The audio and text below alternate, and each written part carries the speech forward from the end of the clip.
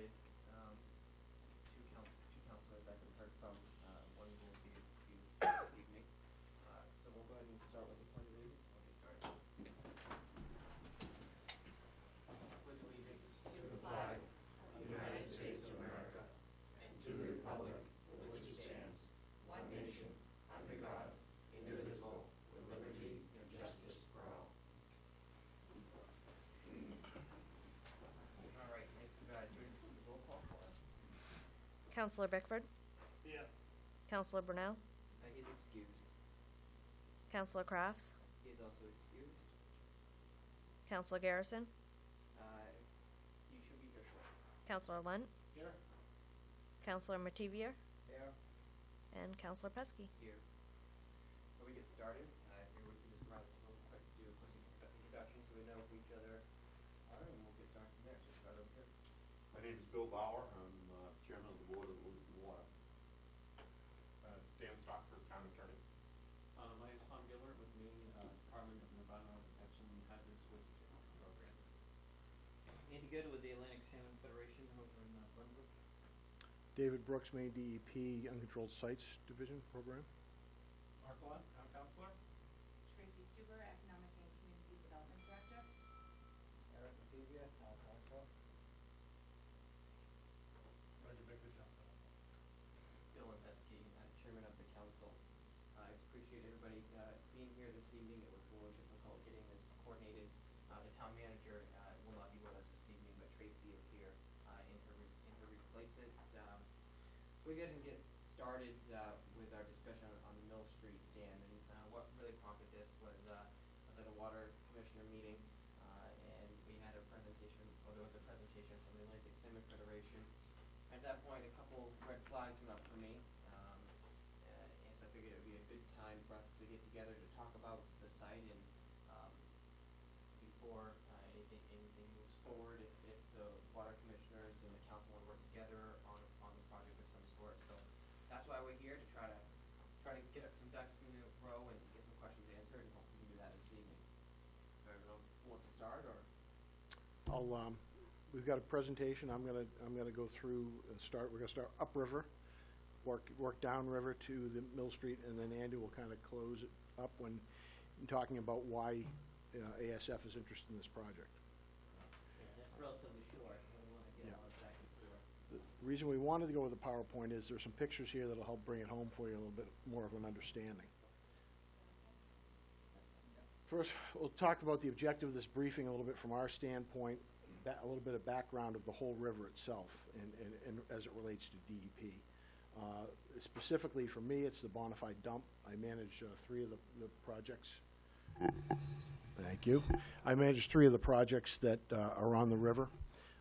Mill Street Mill is another contaminated site for DEP that Tom manages through his program, and he'll talk about that and how these all relate to removal of a dam at Mill Street.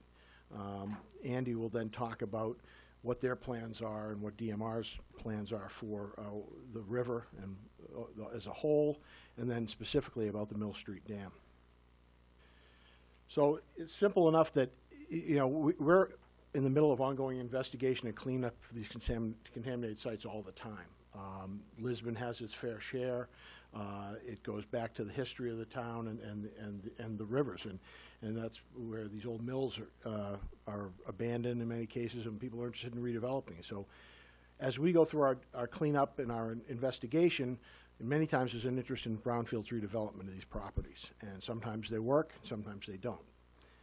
But hopefully the end is we get them to a point where they can be redeveloped and reused. The town has expressed an interest in some of that for different properties around town. Some of these sites may not lend themselves to redevelopment on a commercial or even a residential scale, but maybe more of a recreational use or open space. The interest is also there from the Atlantic Salmon and also the DMR for opening up fish passage in the Sabatis, both for salmon, alewives, and there's lamprey, and I think American eel as well.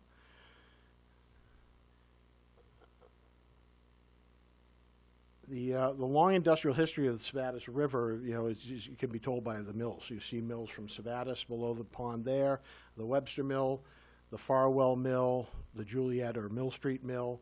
There were others that you don't even see nowadays that people don't even remember. You know, I mean, some of these dams go back to the 1830s, 1840s. Along with that industrial history, just like we deal with in Lewiston and Auburn and Lisbon and Brunswick, is the legacy of contamination, and that's in various stages of investigation and remediation.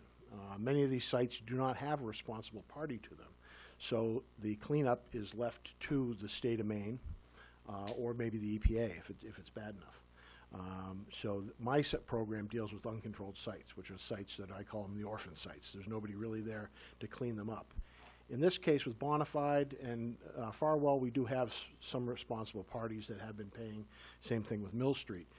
The difference between my program and Tom's program is Tom deals with a site when it closes. From being an industrial facility, it has to go through a closure process as per federal regulations to make sure all the hazardous waste and things are cleaned up before that they get a letter of clean closure. In the case of the programs I'm working with, somebody has walked away and the bag is there and we're trying to find somebody to hold it. So in many cases, we're the ones holding it and we clean it up. The numerous dams that are on the Sebatis, and Andy will talk a little bit about those and where they are, they're in various conditions. And the way I tell people is I think they're coming down one way or the other. We can either take them down ourselves or they're going to come down on their own. And then you're going to deal with the consequences, the water level changes, and then trying to clean up after that. As for our sites along the Sebatis that we know of, the Webster's Mill, which is up by Sebatis Pond, Maine Electronics site, which is just up above the Farwell Mill. The Farwell, Leda, and Bonafide dump all really are related to the Farwell Mill, and I manage all three of those projects, and they're in various states of cleanup. Some of them are clean, some are completed, some are almost completed, and in the case of the Bonafide is just really getting to the point of getting some kind of a cleanup done. And then the last site, a major site, is the Mill Street Mill, which is also known as the Juliet Mill. So just to give you a little perspective, you know, right here you're looking at, in the upper part is Sebatis Pond, just below that is Webster's Mill. There's been some cleanup work and some work done there to try to redevelop that site. It's being used in different ways. It has been used in different ways, but I don't think it's really to a point where it's fully functional in terms of a redeveloped property. But then you also go all the way down and you get right to about the middle of Lisbon and you're dealing with the electronics site, which is now gone, but there's groundwater pump and treat, I believe, still going on. They had done some sediment removal in that area. And then you get to the Farwell Mill, and you get the Farwell Mill, the Bonafide dump, and the Leda site, which I'll show you in another picture, are all clustered together. Farther downstream is the Mill Street Mill, and then eventually you get down into the Androscoggin. So this is the Farwell Mill on the left-hand side here, and you can see the dam just down on the lower corner of the building, kind of wraps around. The building on the other side is what they called Leda Associates. I don't know where that name came from, but it was kind of a research and development piece of the Farwell Mill at one time. It's on the wrong, it's not the right location. What's it? Behind the parking lot where you got Farwell Mill. What? Leda is the oil recovery site, number 6 bunker fuel. No, Farwell Mill. That's Farwell. Okay, this was Leda. Well, that piece over there is known as Leda Associates on our files. Okay, well, Leda, because I managed Leda, which was the oil recovery site for 10 years. Yeah. So, But that other piece, separate piece, was associated with the mill. There was an EPA PCB cleanup done on that site. all the EPA documents and everything I filled out was all Leda Associates for that site. So, For for what you're calling Farwell Mill. yeah, okay, but if you go to our overlay, our site, our filing system, that's Farwell. So just so you're aware, if you go looking for Leda, you're going to end up on the other side of the river. So it may be ownership-wise and things like that. All these properties are owned by, Bonafide. They're all owned by the same corporation. They are, but we're talking historically when the projects were done, the naming and things like that, those names stick. So, I'm talking just as if you go to the DEP and you ask for the Leda file, you're going to get that file for that side of that site. And all the paperwork I filled out for over 10 years was wrong. It doesn't matter who owned it, it's just a title. That's all it is. Just as Mill Street is also known as Juliet Mill. So sometimes you gotta hunt around to find the right naming to get the right place, okay? Jason can talk about, if you go to our Google Earth site, all these sites are overlaid and all these sites are on there, so you can go find them. You click on them, that's the name you're gonna get. So, same thing with Farwell, because it was the Farwell Mill, that's how that name stuck. It could be, depends on who showed up on the day that the spill was reported, and it's how some of these naming conventions get stuck to them. So, the other site is the Bonafide Dump, which was affiliated with the mill. It was used as a dumping ground, mostly apparently for the linoleum waste from when American Biltray operated the facility. We've seen very little evidence of any textiles there, and that's what will come when it comes down to determining who's going to pay for cleanup of that site. It's going to be who owns the waste inside it.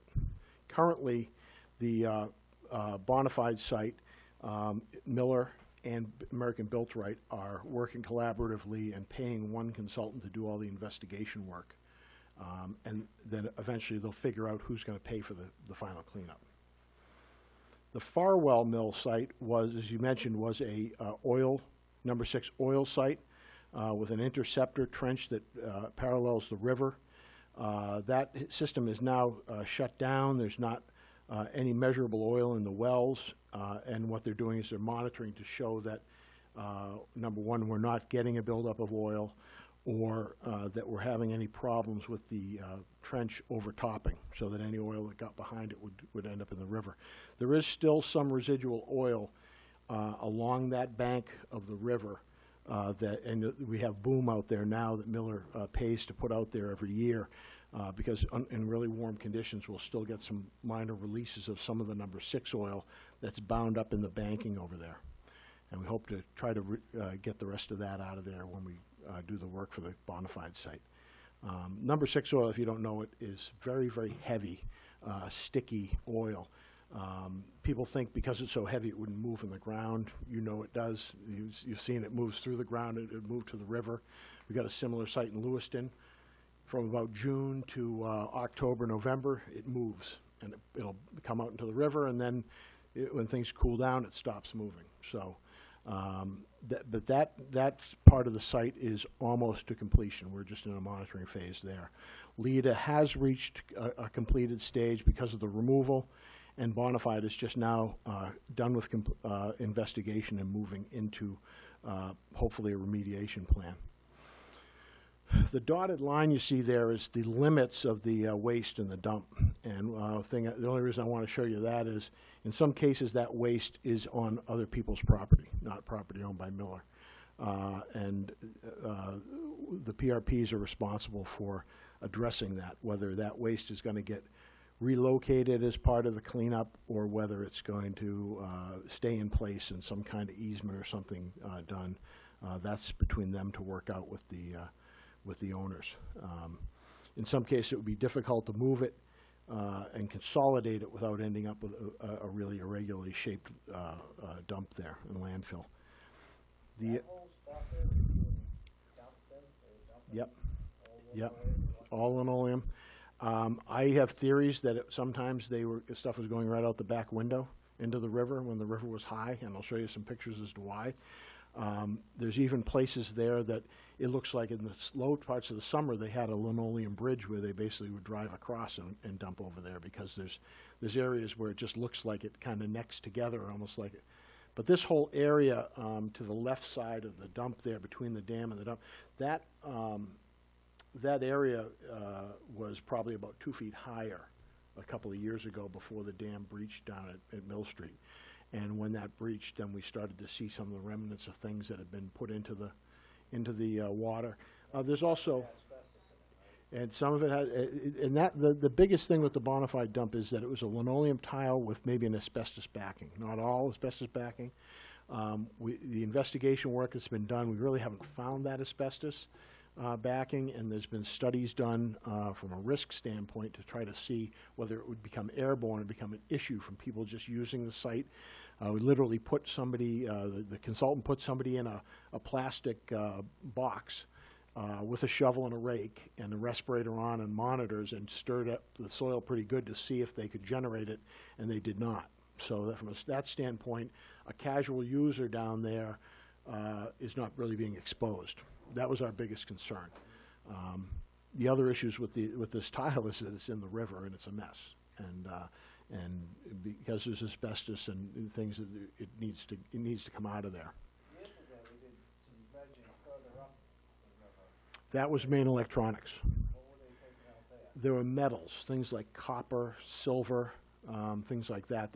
They were settled into the rocks up there, and there was quite a, they aqua dredged it. They basically vacuumed it up, and because it was rocky, so they were literally pulling it out of the cracks up there. There wasn't, because it probably flows pretty good up there, so there wasn't a lot of buildup of sediment. Is that how they would go about cleaning it out? Here, we would probably excavate. We would probably be able to, because when the flows get low in the summer, we'd probably get in there and be able to divert flow from one side to the other.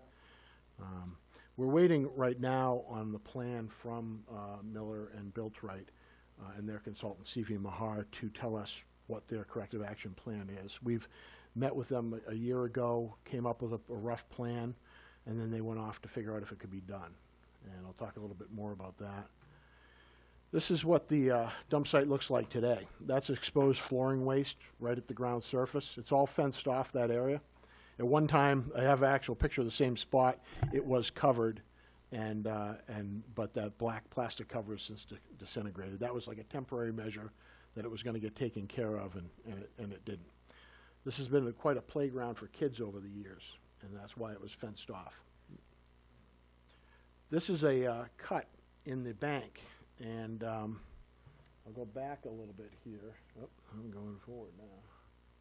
Let me see here.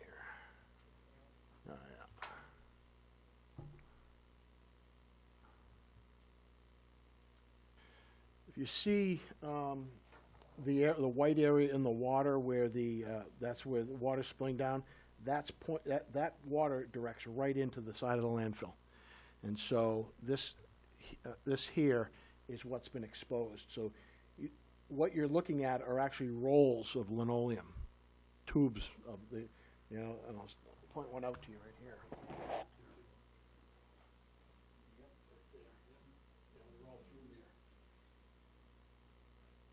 In some cases, that linoleum may have been just a cut off an end, so it looks like almost like a stump.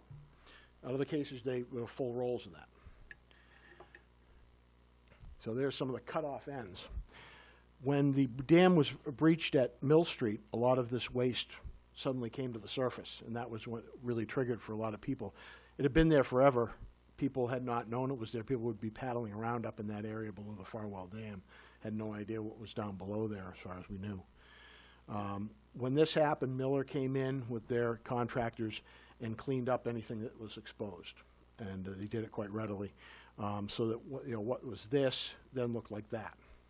The black you see there is not oil. It's just an anaerobic black muck that eventually probably break down. But they did this all the way down the river from Farwell down to Mill Street, cleaning things up. And sometimes they were taking full rolls out. They walked boats up and down. They were filling them up. The other thing that we have for waste up there is this flooring waste that's mixed in with the sediments. So as it breaks down, it's little tiny chunks, and it got to be the point of, well, how big a chunk are we going to pick up here?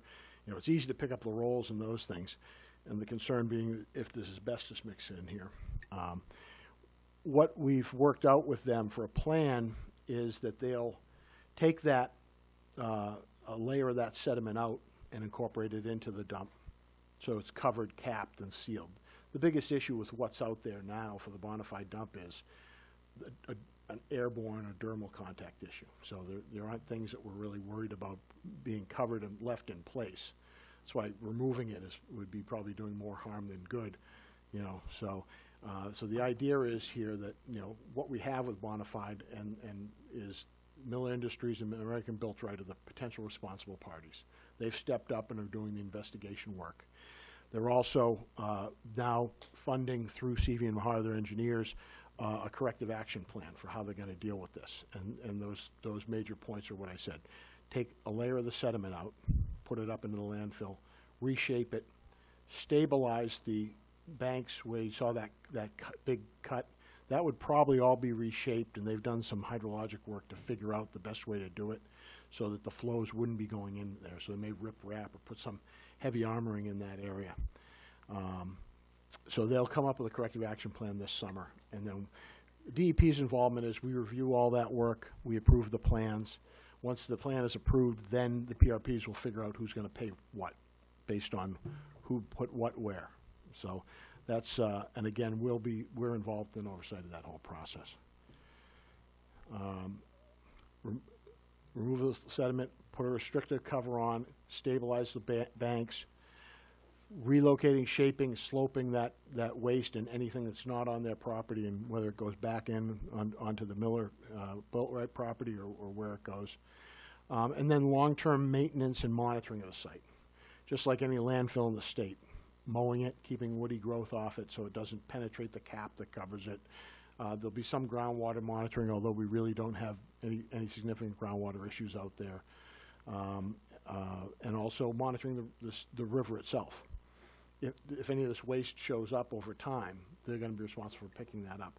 The idea is if we do this in concert with the removal of the dam, we get the water level as low as it's going to get. You go through, you clean it up once, as opposed to stuff showing up over and over again over the years. Other parts of this bona fide will be environmental covenant for the site, that dump site, restricting activities, excavation, putting in drinking water wells, those things. Wouldn't necessarily restrict it from public use. It could be something like could be a ball field, it could be paths, it could be anything like that. Because again, the idea here is we cap it and cover it and create the barrier between any asbestos and the environment. So Dave, when you say that, because I know when you cap something, it's the idea of any type of redevelopment, the only thing of it when it's capped, that you never will be able to dig it up. Anything that digs up, then you go back into DEP and would have to go through the hazardous waste of removing it. So as long as the ground Right. stays the way that it was capped, then it would be able to use for something like Right. that. As long as you can't dig it. Yeah, passive recreation, things like that. We've got one in Brunswick, it's a soccer field. It was an old firing range. Did you mention that some of that goes on to some other property? Right. Yeah. And we've asked Built Right to be addressing that and reaching out to those folks. And they said, it's their option to reach out to them or I'll reach out to them for them, but we'll work with them. But I asked them a year ago to get moving on that because eventually they're going to have to deal with it. So, it's basically going to be a landfill type thing without the worries about the leachate generation and those things that you see on a municipal landfill. I'm going to pass this on now to Tom Gilbert, who's responsible for managing the Mill Street mill closure. Before we move on to that, I just got a quick question on the bona fide site. You mentioned or showed a brief corrective action plan. What does the timeline look like for that? We hope that we get that plan in the next month or two.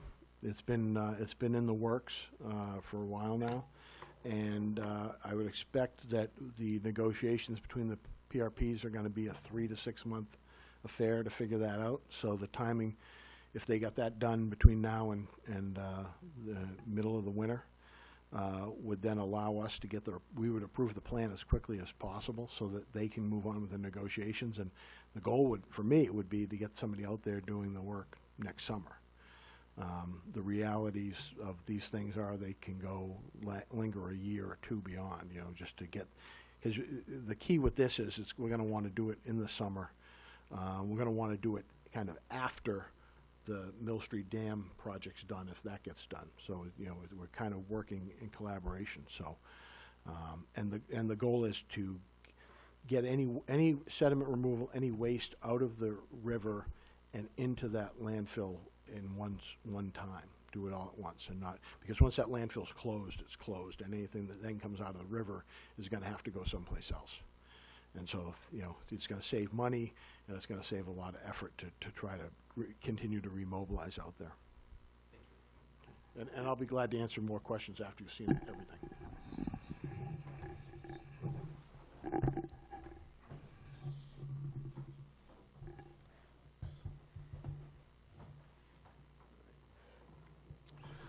My name's Tom Gilbert. I'm with the Maine DEP Hazardous Waste Program. So I'm going to explain a little bit how my program relates to the Miller Industries site on Mill Street. The former textile mill on Mill Street requires Resource Conservation Recovery Act closure, which we call RCRA closure. Basically what RCRA requires is that facilities that generate hazardous waste clean up all their hazardous waste and hazardous waste residues before the property is sold, before the property changes hands. So we're undergoing that process with them now, and we've made quite a bit of progress with them. In 2008, we completed some remediation of the buildings in the surrounding land. Probably noticed there are no buildings there anymore. They've been cleaned up, all equipment, and the surrounding land has been cleaned up. There's also some contamination located in the sediments within the Sebatis River next to the site, which was addressed in 2009. About 900 square feet of that material was removed. There's mercury contamination there that was addressed. Most of it, we estimate about 80% of the mercury contamination had been removed. But we were unable to get to all of it because of a water line obstruction in the area. Couldn't excavate under the water line, and there was also a clay berm that was constructed to keep the water out of the work site.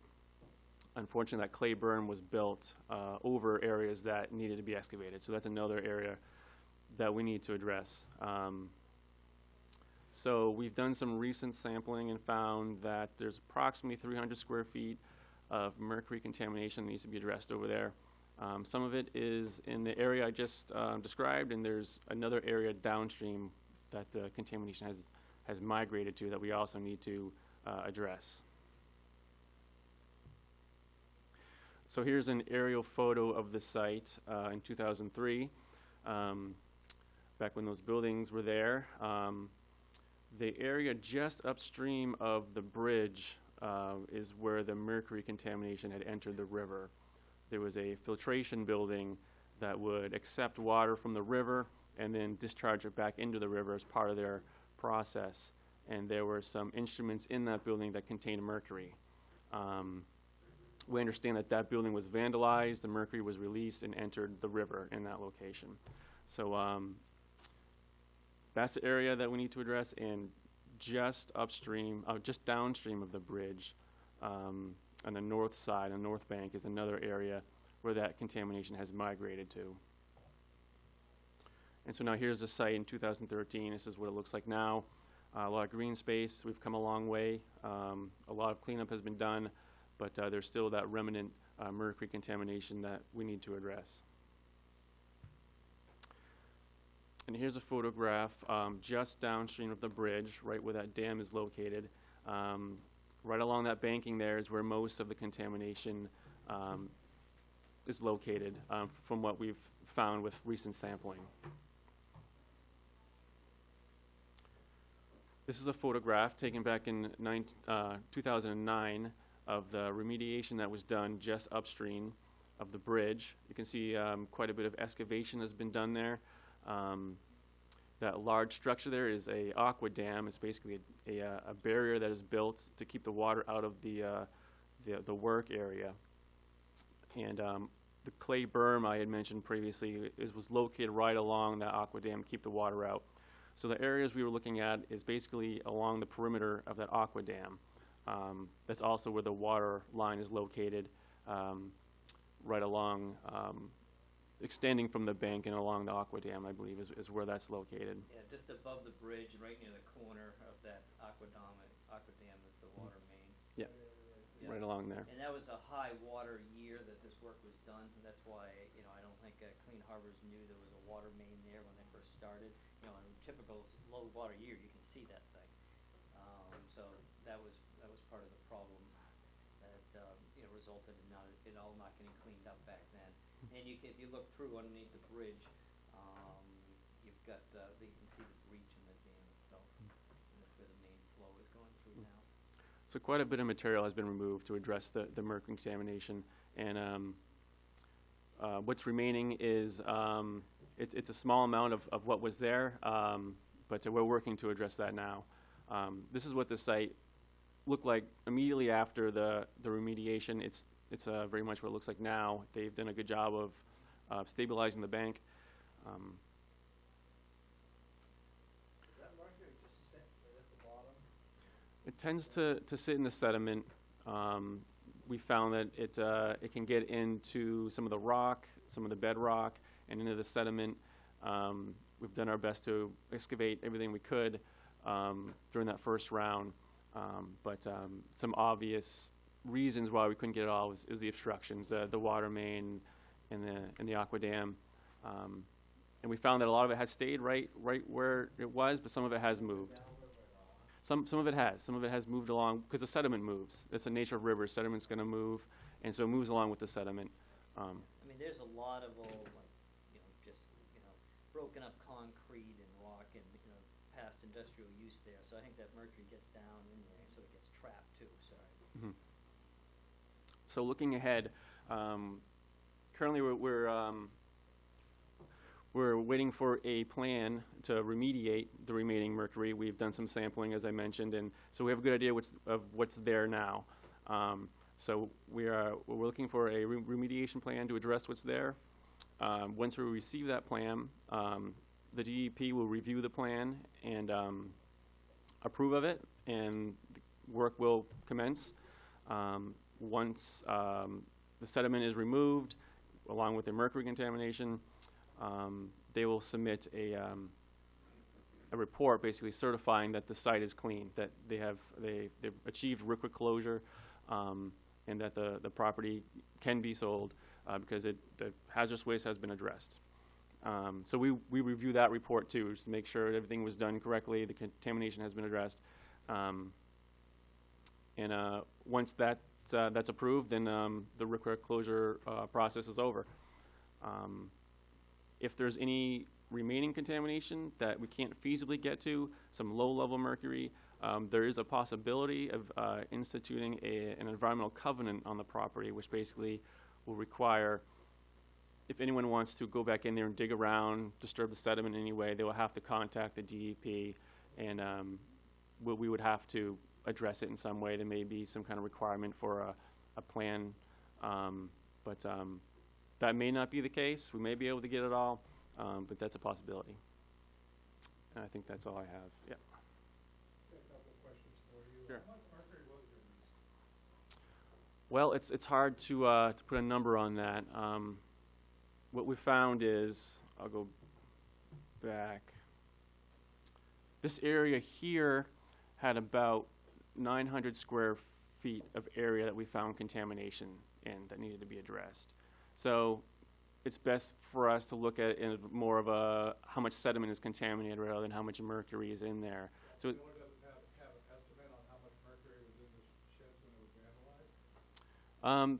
it's Was it pounds, by jars of mercury? Or I can't say some gauges that require mercury to operate. I'm not exactly sure. We may have that information in our files, I'm but curious if you do. yep. And do you have an expected date on these plans when they're going to be submitted to you guys for approval? We recently looked at a sampling plan. American Land Examiner? Right. They've done some work with the sampling, so they will have a better idea of that than me.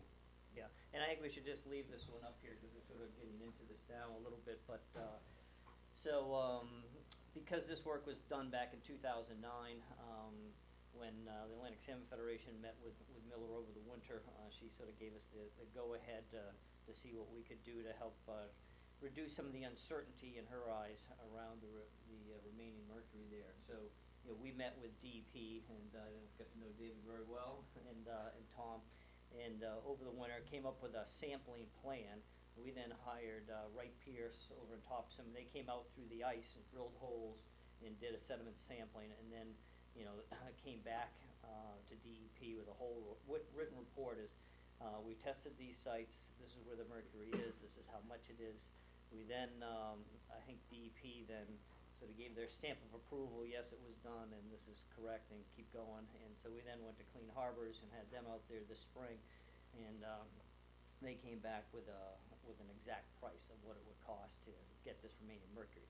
And as you can see, the cost of doing in-river work, whether you're talking about the water main, you're talking about the dam removal, or you're talking about mercury, is working in the dry. All those things you got to work in the dry. It's tough in a river environment. You can see how expensive that is. That's roughly $100,000 just to put that aquadam in for a couple weeks. So it's a big cost, but at the same time, there's some economies of scale by trying to do this all at the same time, and that's one of the things that one of the things that why I think we've got a potential solution here. So with that, I guess I'll just move over here. When that is. So Tom, I guess I have a question for you and Dave too. So the upland, I guess is, I don't know what the right nomenclature is, but is relatively clean. So this mercury goes away.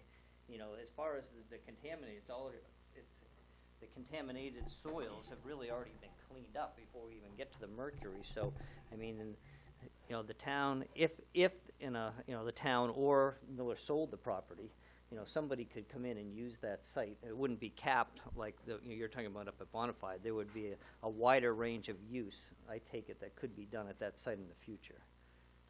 Yeah, as I mentioned before, if the site were sold as is, for example, the upland, the dry areas are clean. It would just really be the sediments in the soil that are contaminated. So there would be a restriction on removing any of that sediment, getting in there, mucking around.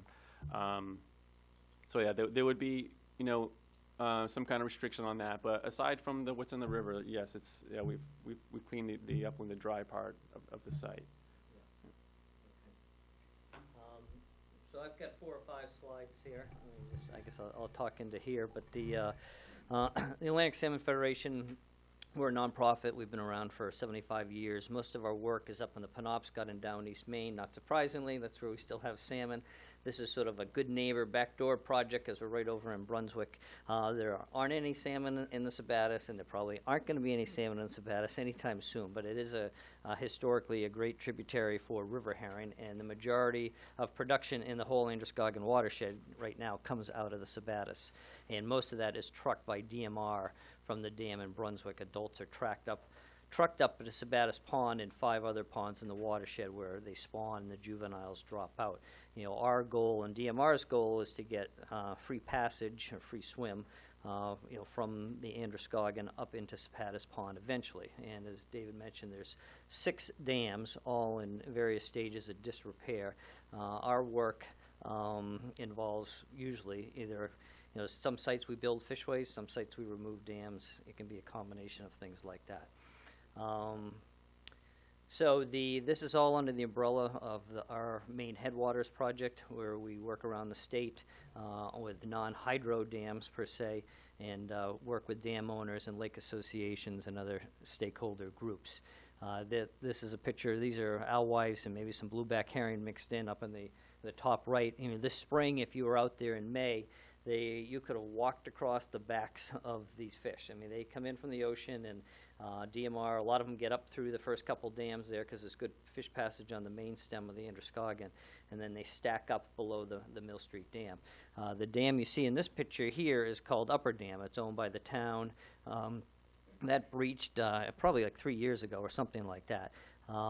We worked with Ryan and the town at that time. I think we came in and gave the council a presentation.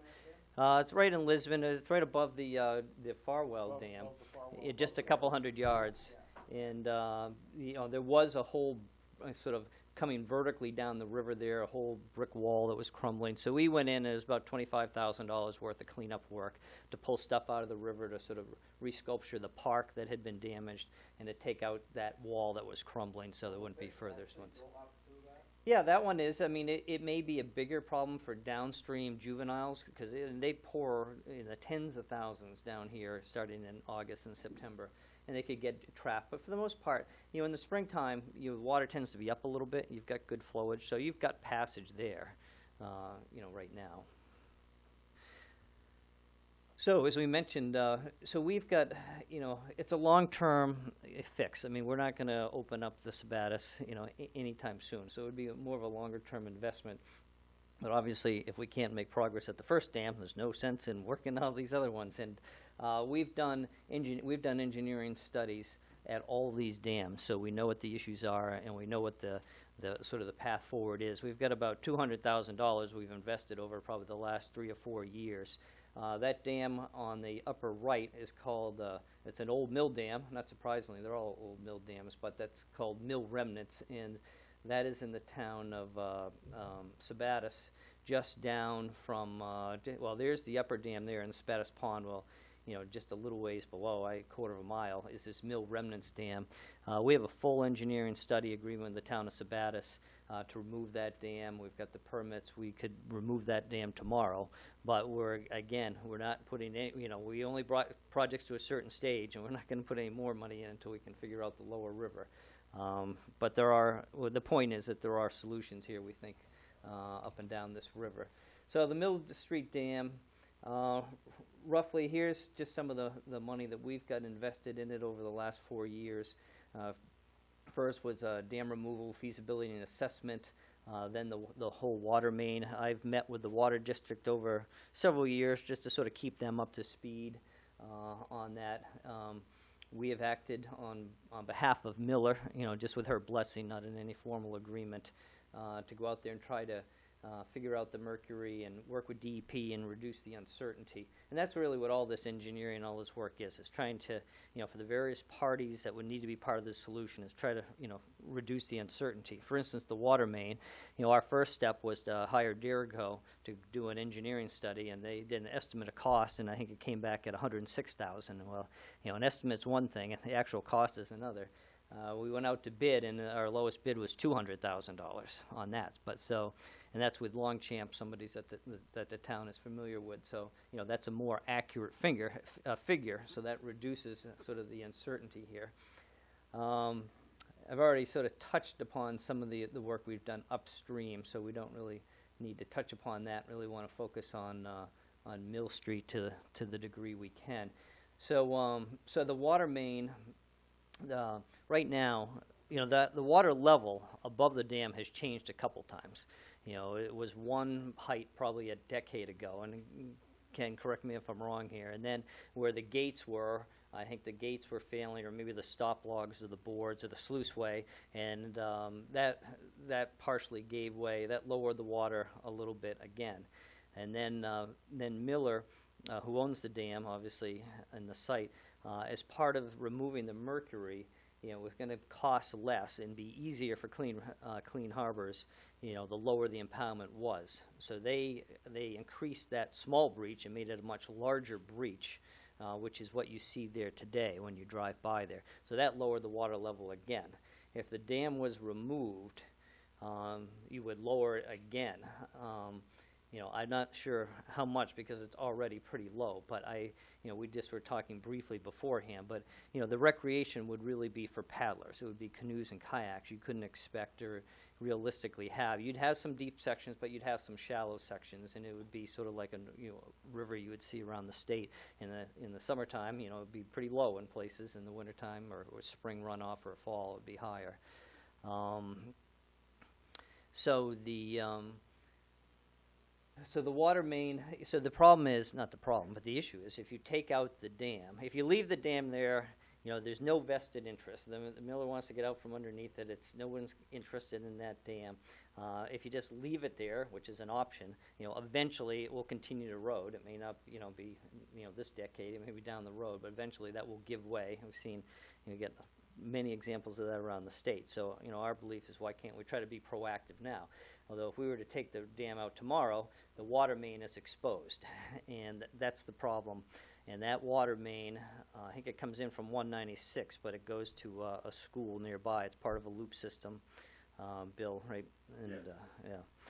So, and the fact that, again, the mercury would also be exposed, or more exposed. So realistically, you got to do it all together, or you don't do any of it. You either leave the dam in place, or you do it, all of it together. And so, we're trying to. One of the things that we've been trying to do is just try to facilitate this, and as I said, by reducing uncertainty, and the other way is by bringing resources to it. We've gotten grants that have paid for this work we've done so far. Right now, we have about $300,000 in the bank, to implement pieces of this project. But really, everybody's going to have to put something in. Miller, actually, I had just met with Miller's newest representatives last week, and he was on a family vacation. Otherwise, he might have come here tonight. But at any rate, we're working with Miller. We've offered basically to pick up quite a bit of the cost of that, and to try to, again, bring everybody together, because she not only wants the mercury gone, she wants the dam gone, and she wants to get rid of the site, whether it's sold or the town accepts it as a gift.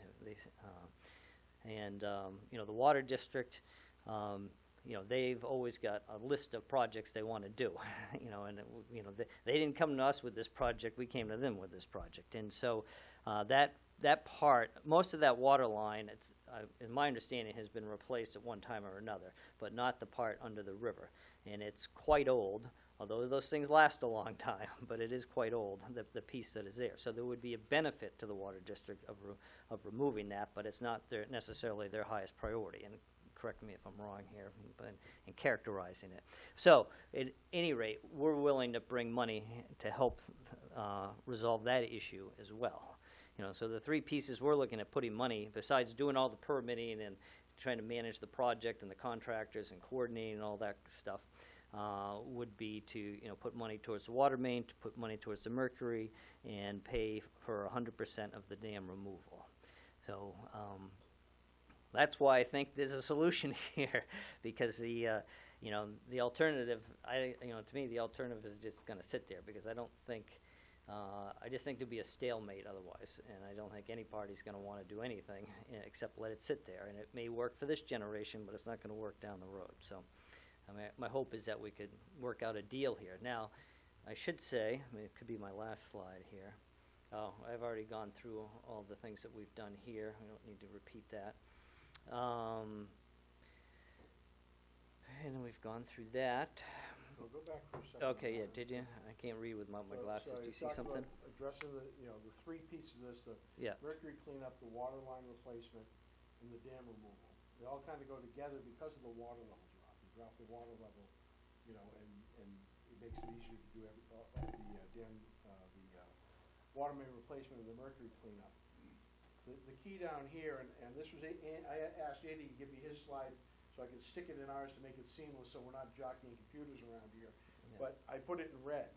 Town of Lisbon takes ownership of this land, if they so choose, because there's been talk of that, after all issues are resolved and there are no more liabilities associated with the site, which is what Tom talks about, which is the wreck closure piece. Once that's done before you transfer the ownership. If you take it before the That's ownership. a good point, yeah. Before the cleanup is done, if you take it before, you own part of that Yeah. liability. Yeah. If you let Yeah. that get taken care of, then, and it comes to you, it kind of comes back from Tom's program to our program, where you work with our brownfields and voluntary cleanup group to craft a plan that says, we're taking this property on, we promise if there's anything remaining to do X, Y, and Z, then we say, okay, if you do that, you're held, you don't have any liability. So that's working with another section of our program. So that's the key there. It's after the cleanup is done. Yeah, and that was our intent, but I'm glad you clarified that. That was important. And the other thing I should say that, maybe the status quo isn't the status quo, because if we can't work out a deal here in the near future, I think DEP still wants that mercury cleaned up. So just having it sit there is not, maybe okay with me, but it's not probably not okay with them. There's a responsibility that we're going to pursue either way.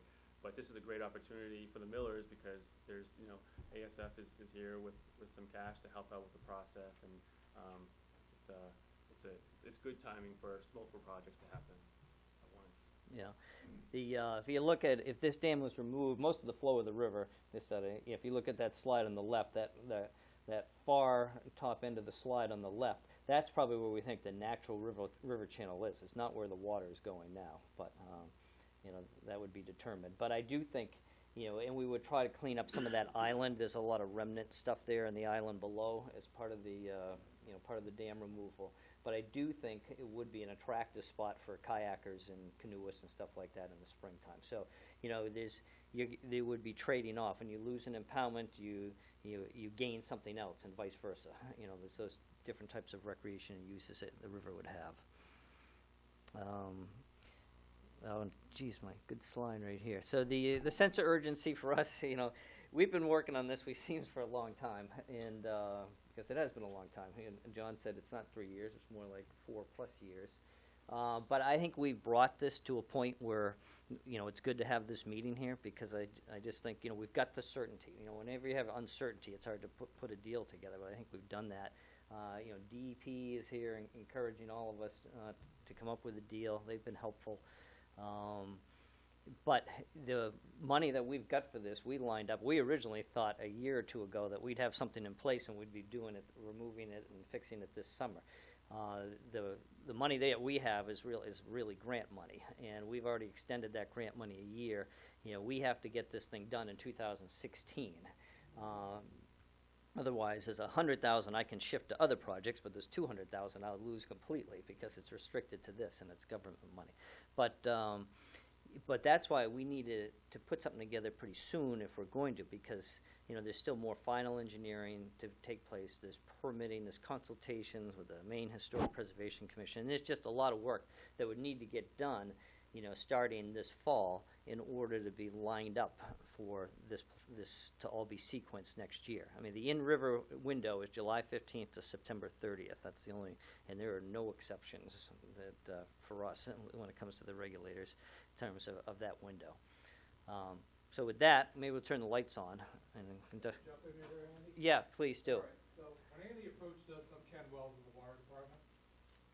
He originally gave us an estimated price of $100,000, so we said we would cover half of it. So we did our budget. We're putting in $25,000 a year towards this project. When he came back and told us the new price, we can't handle all that. We can't find it. We had a hard time finding the $50,000. We'll gain no profit from putting in a new water pipe. The town will gain profit by the property. So that's why I kind of wanted this meeting, is to see if the town is willing to come up with some money to help us redo that water pipe so they can get the property, basically. So What's the cost to do that? over 200,000 now. Did you reach that lot line? They're gonna basically, if I remember right, they're gonna cut a slot in the rock and bury the pipe in the rock. Yeah, I mean, we've looked at every which way, such as hanging it from a bridge, directional drilling under the river. We've tried to do this many different ways to find the cheapest and the best long-term solution for everybody, and this is where we've ended up. And that 200, it's as firm a number as we've had. I mean, there's going to be some chipping of ledge there to get. Wouldn't it be Yeah. cheaper to do that, go right underneath the bottom of that bridge? Well, part of it is DOT doesn't do that anymore. They're very adamant that they don't hang water mains or water pipes off of bridges, their bridges, and that's part of it. And there's also, if you take a look at that bridge, it's not in great shape either, and it's on their schedule. We're trying to find the guy that we dealt with 5 years ago, and that I haven't found him yet. But but they've been out there. They've looked at it because they came out because we said we wanted to know where how that bridge was it pinned to ledge, or what was it? Because if sometimes if we remove a dam near a bridge, and it could be scouring around the footings, and we're liable for that stuff. And he said, no, go ahead and remove it. It doesn't matter to us because it's pinned right to rock. Ken's right when the figures that he gave. The original investment was a little over 100,000. board did vote to, put $25,000 a year away towards the project, and, that is fifty, which would have been half of the project, but then the new quote comes in over 200,000, which kind of, puts us in a tizzy as far as that's concerned, because we just don't have that kind of money budgeted for that. You ain't got 50. Cause you guys are doing 100? Yeah, I mean, that's where we're, and we don't have it right now, so it's not like, but this is what we're, as part, you know, if that's what it takes to put this deal together. You would do 100,000. Yeah, essentially what I think we're, you know, because that 200, it sounds like an awfully round figure. You know, this is what Longchamps, you guys have more experience with Longchamps, that's sort of the figure Tony gave us. I mean, basically we'd say, well, we'll cover half, you know, and so we're saying, you know, we'll try to find the money that adds up to 100 grand. Plus, right? I mean, Well, no, I mean, you know, if, I'm sure you deal with Longchamps because he's reputable and he probably doesn't, you know. he doesn't know works what he's getting into either, when Yeah. he's gonna do this project, so. Yeah. What's holding that main in place right now? Is it just? It's concrete on each side. Concrete and steel, into the rocks, right? I'm not sure. I think it goes back to the 1920s or something like that. From what I've seen during dry water, there is concrete, just cap on top of it on some of the sides.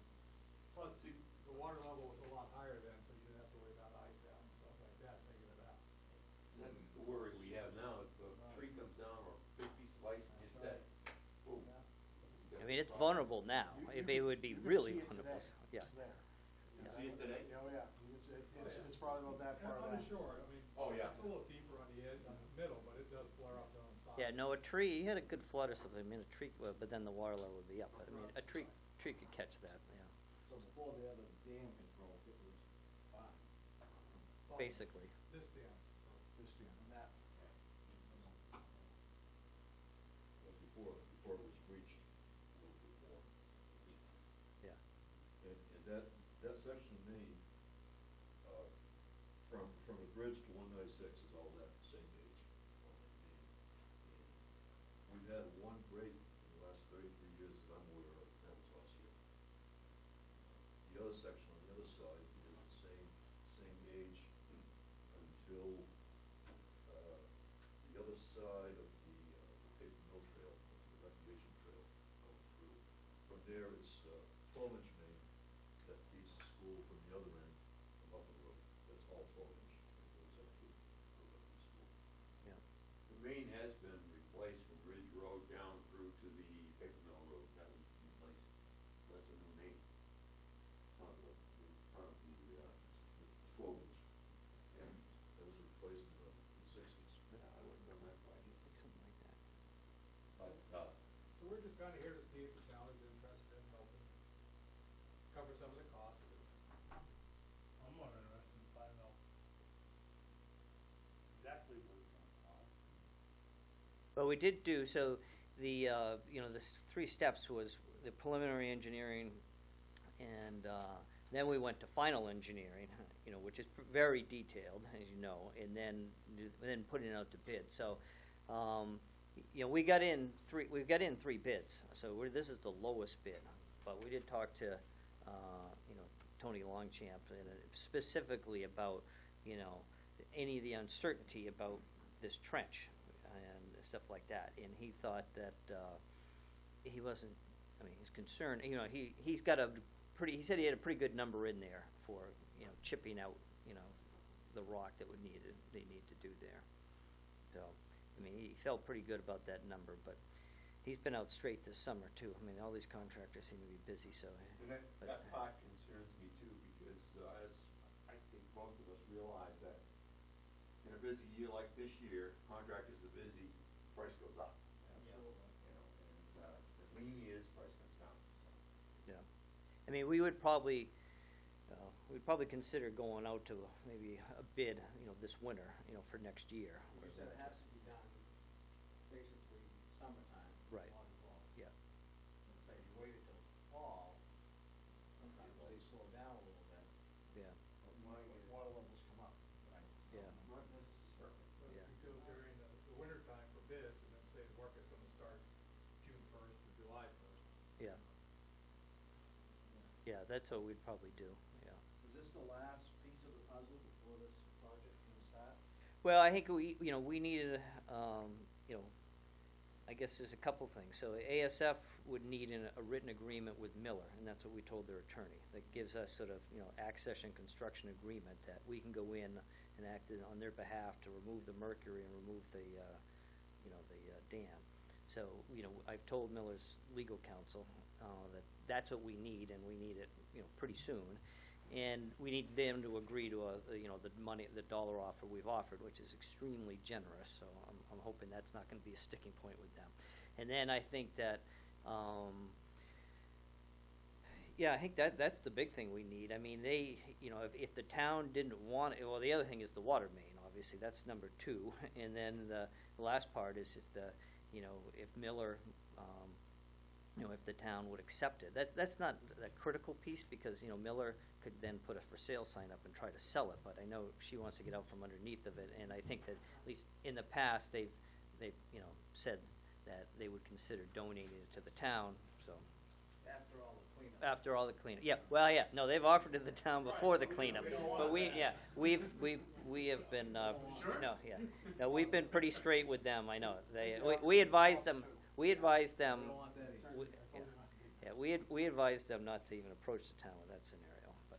You've shown us a lot of, on the slide presentations this afternoon, this evening, excuse me, you've shown us a lot of little projects. Do you have those projects earmarked as far as what should be done first, second, third, boom, boom, boom? Is the water main the first thing that has to be done, or what? Would be done in conjunction. Yeah, that's where we've got to get the right general contractor to figure out, because where some of the savings is in this water diversion, because all these projects need that. So, I'm trying to think, it might be removing the dam first, because that gets the water the lowest, and then, or removing part of the dam just to get that lower. Then we go in and we do the mercury, and then we do the water main, and then we do the rest of the dam removal, something along those lines. Yeah, just look for the skies to open up and rain dollars so we can pay for Yeah. that one, but Yeah, I don't know. yeah. So we have, a total here approximately $550,000. And you, at ASF, has $300,000 towards it.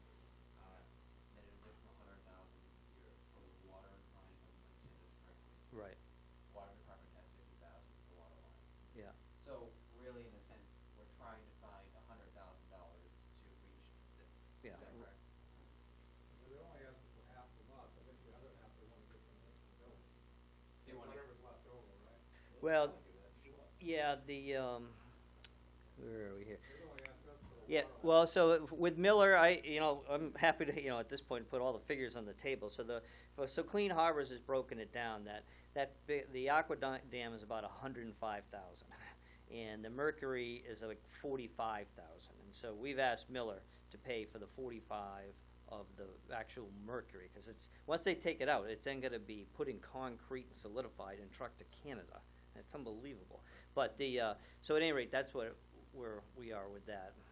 So we still need to raise some more money, ourselves, which we think we can do. We have a couple foundations we haven't gone to, but, So in a sense, we're short 50,000. right, yeah. Sounds bad. Yeah, there you go.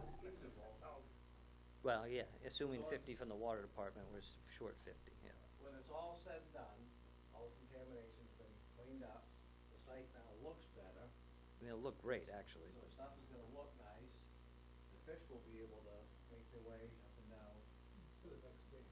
But yeah, right, right. Yeah, I said it was long-term. Not too far away. I don't.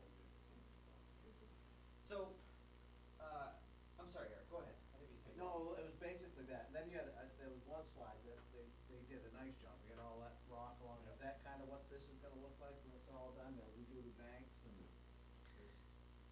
Yeah, any disturbance would certainly be done. I think, to be perfectly honest, so we've done the preliminary design on the dam removal, so we'd have to, do the final design on that. all that concrete that you see out there, all that mess will be gone. Well, so the island is where on the right side, you can sort of see some of that downstream. Right. I think it's gonna come in a little bit as, how much money can we raise, and how, the more grant money we can get, then the more downstream we can go, basically. And that's just sort of reality. I mean, our first goal would be to remove the dam and get fish passage, but, you know, that island right below, and you drive by and you look downstream and there's, you know, concrete piers. I mean, you know, that's stuff we really want to get, because that's a pretty strong aesthetic piece, you know, and I think that, as I said, I think the site would be attractive, you know, to different parts of the public, and but it'll be more attractive with that junk out of there, and I don't think it's that expensive to remove that, because you're just ripping it out. One of my biggest concerns, or several of them, but one of them would be the water level, because, you know, when the dam over there by Upland Road and, I can't remember what they call it. Upper dam, yeah, Yes. yeah. When that bridge, you know, the water level went down a lot. I had a lot of calls from people there that probably a lot of stinking, you know, you drive through now, sometimes it almost look like a little trough when you go through there. So one of my concerns would be with removing the dam, although I see a lot of benefits to it, I'm wondering what would happen to the water level? How much farther roughly do you think it would go down? Yeah, I haven't, you know, spent a lot of time. I mean, it certainly would go down a foot. You know, it's just a question. I mean, it's going to be more like a free-flowing river, where in the summertime, you know, you can probably, you'd be able to wade across it or walk across it, I'm sure, you know, and other times. I mean, that upper dam is sort of an example. So that, you know, that breached. They were very exposed mud banks. It was stinking for a while. But that vegetation is all grown in. I mean, it was the grasses came in. Now you're seeing willows in there and things like that. But, yeah, no, it's going to look more like a river than an impoundment. You know, there's no question. You're not going to have flat-bottom boats with like 9 horse on there. It just isn't going to happen. I mean, it would be really the recreation would be canoe and kayaks. It would be paddling, I would think so. I think it will more look like at Paper Mill Trail. Yeah. It won't just be skimming across the surface. Yeah, well, yeah, I mean, it's going to narrow in. 3 feet. Yeah. 3 to 4 feet of water that dam is still holding back. Yeah, yeah. When I was putting Yeah. it in. I mean, I think that's, you know, as part of the, you know, that's something that we could ask the engineers to get some more information. Those people, you know, that's the type of calculations they do. Flow is controlled by Sabata, Lake so, Association. yeah. That's only around 3 cubic feet per second. in the summertime, yeah. Yeah. Yeah. And then they step it up in September when they drain the pond. Yeah, And it sends all the algae and all the bacteria down this way. right, yeah, Yeah. When that breach was done, that water level drop was felt all the way back to the Farwell Mill. And going back, about half the distance, you pretty much get to what you have, you know, what you're talking about, what it'll look like. It's pretty narrow, pretty shallow going from there back to Farwell. There was a big impounded area that dropped, you know, and it definitely changed a lot around that neighborhood. It's off of 196 right before you get up to Farwell. So I think you're gonna have a limited reach upriver. So what you see now above the bridge will definitely be a lot lower and more channelized, but it's not gonna reach as far back as Farwell like it did in the first breach. If you go up to Farwell now, you can see where the level was, and it was probably 2 feet higher all the way back there. So, yeah.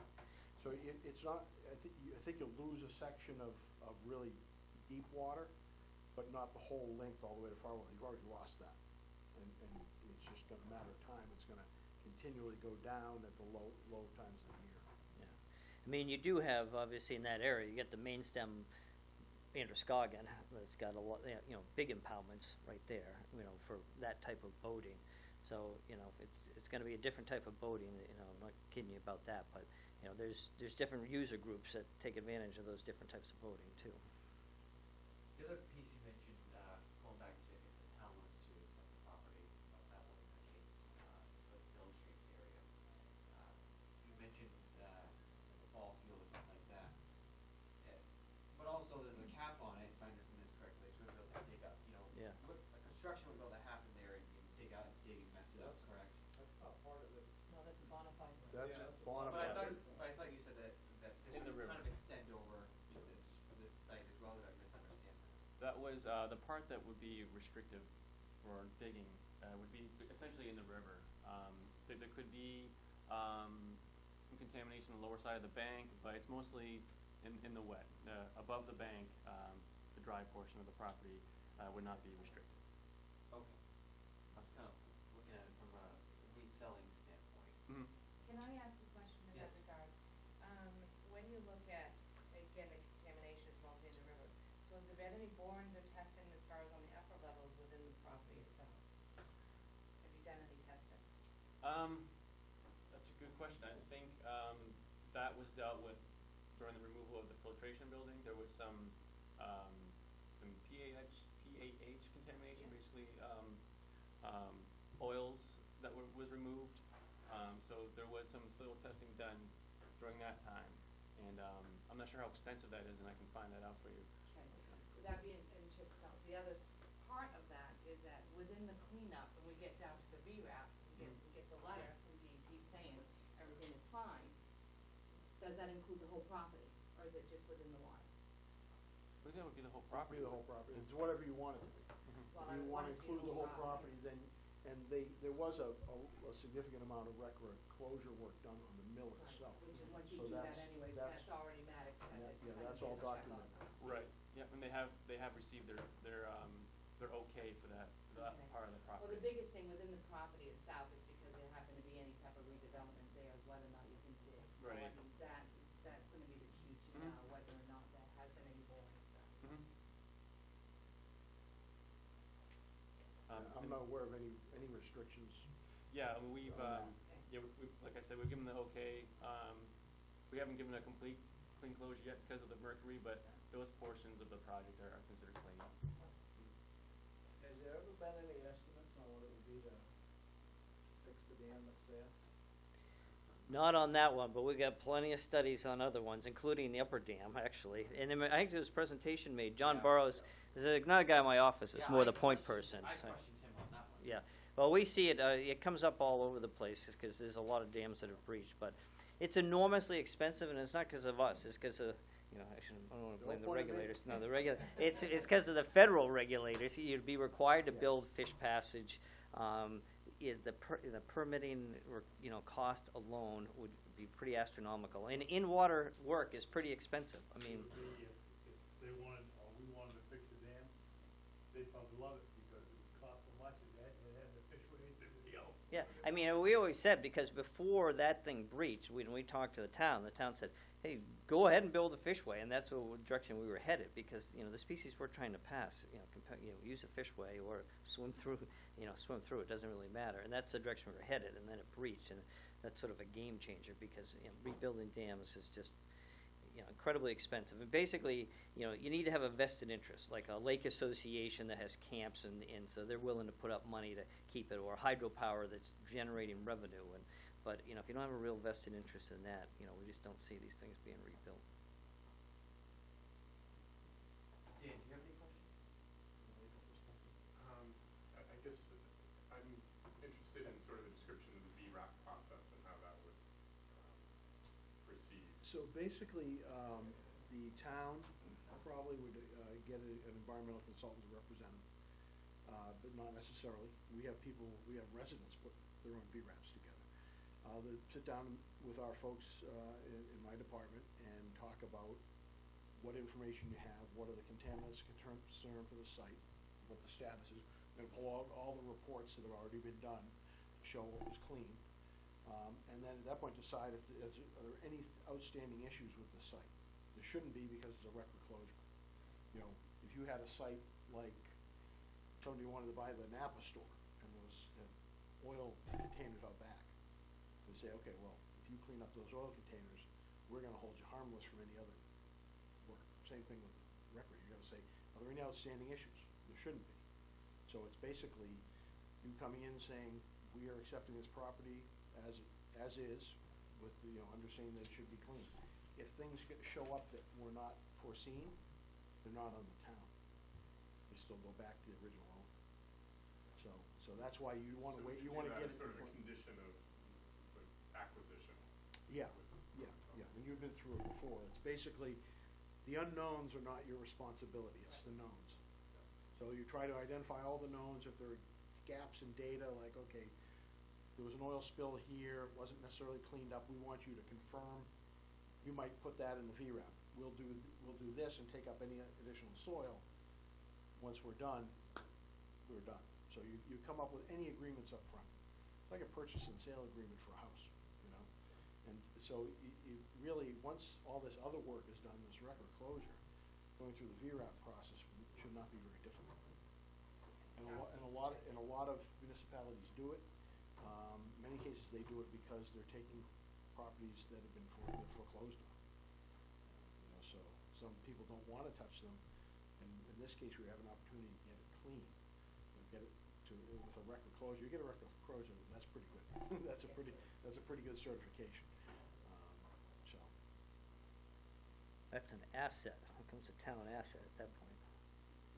I mean, these redevelopments are being done all over the state. You know, some towns are very, very aggressive at doing it, like Biddeford, and Bangor's done some big ones. Augusta, and they've taken and turned properties around. Some for green space, some for redevelopment and turning them into commercial uses. So that's one of the successes of what the department does. We're not just cleaning sites up to clean them up. We're getting cleaned up and getting them back in use in many cases. And it's been going on now for 20, 25 years. You know, so it's not a new process that we've been doing the VRAP program. So, and the state, the towns that are very successful in this are working with consultants closely to identify properties and do closure plans, and then getting grant money from the EPA. Maine is one of the best states for coming up with money, brownfields money, has been. It's getting harder and harder, but they have been very successful in getting money. So it's a very common occurrence, and the liabilities are pretty well sorted out before you get to the process of taking it. And actually, AvCog, we kind of went under AvCog, they just received a $200,000 grant for brownfields to do assessments, so I'll be working with them on projects here. So this may be one they could come in and help you with the VRAP. Yeah, well, they'll do the same thing, they both for consultant, so to help work that program, but we should be able to do that as part of that, I would think. Roughly with your experience, how much would you, educate a guess on that, consulting cost for VRAP? I think this is a pretty low budget VRAP, because of what you're gonna have for documentation. And it's not like you're taking a mill building and trying to assess that. I think you're under $10,000. It's not a lot of, it's like what we do with phase one site assessment. We come in and review all the files and basically read through the files and go, yep, we agree with the findings of CV and Mahar, and the conclusions are that the site's clean and so on, no issues. Or they might come up with, they say, environmental concerns, recognized environmental concerns. Here's a list of ones, That's why if you can get somebody on board early, they can start looking at the files, because the sediment piece will be, pretty well answered, and you're not gonna really be worried about the messing around there. You're worried about the land piece. All that stuff's already done and in our files, so you could have somebody go in and do a file review and do an assessment of that property right now and tell you if they think there are any concerns. And they'd probably be reviewing the RIPA files. Yeah. We do a very thorough job. Hazardous waste and hazardous waste residues have to be removed to receive certification. So it's very thorough. And a lot of work's already been done. So, essentially, as Dave was saying, it's a file review to make sure there are no data gaps from what we've done. It's probably about as long as this table. So they'd come in, they'd schedule an appointment, come in, pull all the files out, they'd review everything for the site and around the site. That's a phase one environmental assessment. And if they determine there's any issues, then they might recommend some intrusive work, go back and sample. Still, if you wanted to know for sure whether there were any borings that needed to be done. Well, that's the thing, because, and again, you wouldn't have have control of the property. Here's the thing with the brownfields is that this would be the owner, so the brownfields of doing any type of assessment would have to go to the owner of the property, so that would have to go through the mills. You know, the town would be taking over any properties until all that stuff. And this way, they already know there's been contaminants, whatever, you know, so they've already been going through that process, so to have somebody come in and do the phase one, you know, and ultimately the phase two on that, that's an easy one to do. Within AvCog, and I know I was at a meeting today at AvCog, and I asked Amy about where the process is within the brownfields, but of course, they got the award, but the money doesn't come available until the fall, you know, in October. So it could certainly put this one on as far as to do phase one and phase two under that, and it wouldn't be no cost to the town. However, it just seems like within the timeline of things, I'm just not sure, you know, we probably aren't gonna be looking at anything for the brownfields until probably like next spring, you know, because they gotta hire the consultant to come on board and then, you know, pull everybody. Get in line early. Be the first one in that line for AvCog to get that work done. But you're right, I mean, the phase one is easy to do. It's pretty much a paper study that I'd interview people that worked at the mill or things like that. Walk the ground, you know, usually that's a good, you know, you wanna get that done before the winter.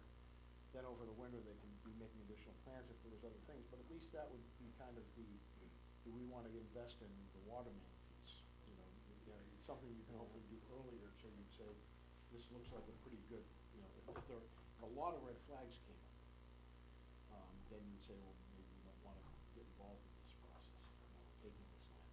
If you don't get any red flags, it may say to you, you know, this is definitely a property we're interested in taking, it's got value to you as a commercial, industrial, park space, whatever it is, just green space. Determine what you wanna do with it. I don't know what millers want for it, if Yeah, they're looking I mean, to it just hasn't, get the property you or know, sell the property. I mean, talking to Joe Miller, it seemed like you guys had already made or done a ton of studies. There hasn't been any phase one or when all the, I mean, it seemed like there was lot of No, cleanup there. because a phase one, Yeah. again, I'll talk about like a Yeah. homeowner sale. Yeah. It's you having somebody come in and do a home inspection. That's what the phase one is, the home inspection. It's taking the files of everything that Joe Miller has done and submitted to us and reviewing them and seeing if there's any holes in that. Are there any concerns of things that weren't addressed? But you would have already, wouldn't you have tried to flag that? Yeah, as I said, the root closure process is very thorough, and they've addressed everything that they have found. There's been a couple of consultants that have worked on that, I believe, and yeah, so it has been addressed already. So it would be a paper review exercise, really. So not necessarily, if, I mean, what I'm getting at is if, you know, it just seems like there's maybe already been testing done out there on the ground, and it's more of a paper review. I know the Bonafide has, Yeah. because I've got the reports on that one. Yeah. And I know that Joe had did the same thing for the Marumbo Mill as well. She, when we were looking at putting it before the town for referendum to purchase that property for redevelopment, she had gone out and hired an independent person to come in, and they did the phase one and phase two on that property. Whether or not there's been anything done on the Mill Street, Pretty sure they did, I'm pretty sure they did because they wanted to give us that one with the Farrell Mill at the same time, so I'm pretty sure they did do at least the phase one of the paperwork change. Well, they've gone beyond, because they've done actual, you know, Right. investigative, you know, intrusive versus kind of. Because we didn't wanna accept it, it was just, you know. Yeah, so I mean, that's all there's it been was things done, it may not have been called a phase one, and again, it's like doing your own inspection. You know, it's a third party looking at it for you, not for Miller. And, so you might just say, well, you know, yeah, those reports are all good, but we'd like our people to look at it, so it's just a check, and that's why the phase one is a relatively inexpensive, easy way to get somebody to review it and give you a professional opinion. You know, and so that's, so you could go strictly on what they. Right, but they might have decided, oh, we're gonna ignore something, and we should have our own eyes on it. Well, yeah, exactly. It's like, well, you know, I would have to replace the electrical in my house. You really can't see it, so. I'm not gonna tell the buyer, right? Yeah, you know, fire, you know, so it's kind of like, but if you had somebody come in and look at the electrical, this panel really needs to be replaced. Right. You know, so it's not to say they haven't been thorough, because record is thorough, but it's just like, Your question was, can I dig over here? Right, Okay, did anybody look in that area? well, that's, yeah. Yeah, my concern would be if that pushes everything out another year, that doesn't work for us. I mean, if, it would work if, you know, the town did something like, you know, we're gonna put up, you know, 50,000 or X dollars, you know, pending, you know, the outcome of such and such. But that we, you know, there's more certainty that we have that, you know, there's a process going forward here. Well, that would be, you know, I would take it as far as I'm looking at the interest of the town, that there's no way that, you know, we wanna go forward in that until they know what they're getting themselves into. Wanna make sure if it was something that they wanted to take, because again, they're taking a property or whatever, you're also taking property off the tax roll. Do they wanna do that? When you look at the area, is there a way of redevelopment? And I know the site that I worked on in Auburn was one that was a brownfield site. The city had owned the property. We were able to go through the phase 1, phase 2, and market the property and sold the property, and now there's a $2 million piece of building on that property. But you don't always have that, so, you know, you kind of look at that, and that's why I asked the question in regards to the water levels, and Dylan asked the same thing, because it's so close to the areas within the school, the green space, as well as within the trail system. Can it be utilized in that type of manner? So again, in the protection of the town, grant you, until we have the VRAP and everything's cleaned up, you don't wanna take the property anyways within that, you gotta know what you're getting into. So, you know, it's kinda like, I know you're on a schedule that you wanna get this done or whatever, but it's also gotta look at, as far as the council making a decision, we don't wanna rush into this because we need to have all those facts. What I'm looking at, is it feasible to go ahead with one? Let them take the dam off wherever they want. Then, if this is more or less something we're talking. Yeah, cause you're not under obligation to take that property right now, just as you said, it's, you know, that could be a process of looking at the rest of the property and going through, we could go through the brownfields and have, you know, once the consultant comes in, I can work with that person saying, look, this is kind of on top priority, we would like to have you look at this. Already been on the record anyway, so you're gonna have all that history, and it's not gonna take much for somebody coming in, but again, I question whether or not if you were looking at the site and being a buildable site, or doing something where you dig in the ground, you want that property tested. I thought that digging was done. I know there was some. But if I there remember hasn't sitting been behind, done. I remember sitting behind closed doors and hearing something about that. I mean, check. Who would have, Dawn and Suzarski done that? Who was, I'm not familiar with the history as far as enforcement action goes. but what about the record closure piece that was done as part of the mill? I know there was Right. I think I reviewed Yeah, sampling work that was done, right. so. Yeah, soils were addressed, and there were some contamination removed from soils. So, I mean, we have that information. It's in our files. You could send anybody up to review the files and read the reports that are there. And basically, you go from executive summary to the back and read the summary, and you're gonna, it's gonna tell you if there's issues. You know, and that would be just the first step without having to hire something to do it. I just might take my little friend consultant with me. I mean, Yeah. that's what I did with the previous town manager, when he'd come up and ask me about bona fide, and there was the question about taking the Rombo and the bona fide, and I said, well, have you seen the bona fide? And I showed him Right. the pictures, and he this? said, okay, goodbye. Oh, we're talking about Steve? Yeah, yeah, they came in, and two people came in, and I showed them the pictures of the remnants there, and I said, have you been down to bona fide to see what's there? No. And when he saw that, he said, you know, I said, that site's got a long way to go. Yeah, this one's easy compared to that one. Yeah, this one is easy. Well, again, because of the work that you've already done with it, I mean, that's what makes it, but, yeah. But, you know, I guess the question comes down to, we asked to provide some money for the water line. That doesn't commit you to owning that property. Yeah, that's Right, that's right, that's what you're saying. But Yeah. there's also that benefit, what am I getting for my $50,000? Right, but you I got think the water that's the line. question. Yeah. Do you wanna tie your $50,000 to an agreement? I mean, it could be an agreement that they will give it to the town if it's satisfactory. But it's, Right. you know, the way I look at it too, the water department is still part of the town. You know, if this has gotta be done, then the town might just have to split split a little bit with them now. But in the way it is sitting right now, that water main's in danger because of the way it is. So Right. something's gonna be done with it. And of course, if they take up the dam, it'd be sitting right there. Are we in danger? Right, no more than. I don't think we're in that big a danger. We have working valves on either side of the bridge. Yeah. If that was to wash out, we can shut those two valves off. And no one's gonna be without water. The problem would be, you have two more dead ends.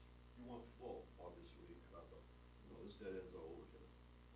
So you don't wanna keep causing dead ends. Well, we You prefer wanna not fix to. it. Then you got a $200,000 problem instead of a $100,000 problem, So it- because we wouldn't be there.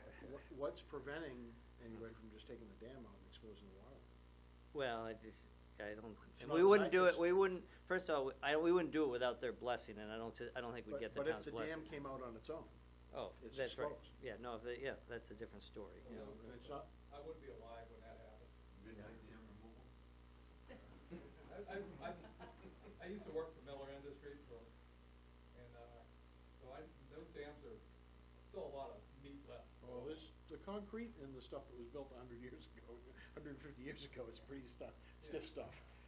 So, No doubt about it. I'm just, what it was just there was a V channel in there that held some boards for a weir, and that section fell, which caused the flashboards to fall out in that area. That was the only problem that really occurred to it until, I don't know which company breached it even more. It might have been Clean Harbors, went in there with a hoe ram, chipped it away, to open it up some more to get more water flowing through there. Yeah. So when there's a water main, is it the worst piece of pipe we've got in town? No.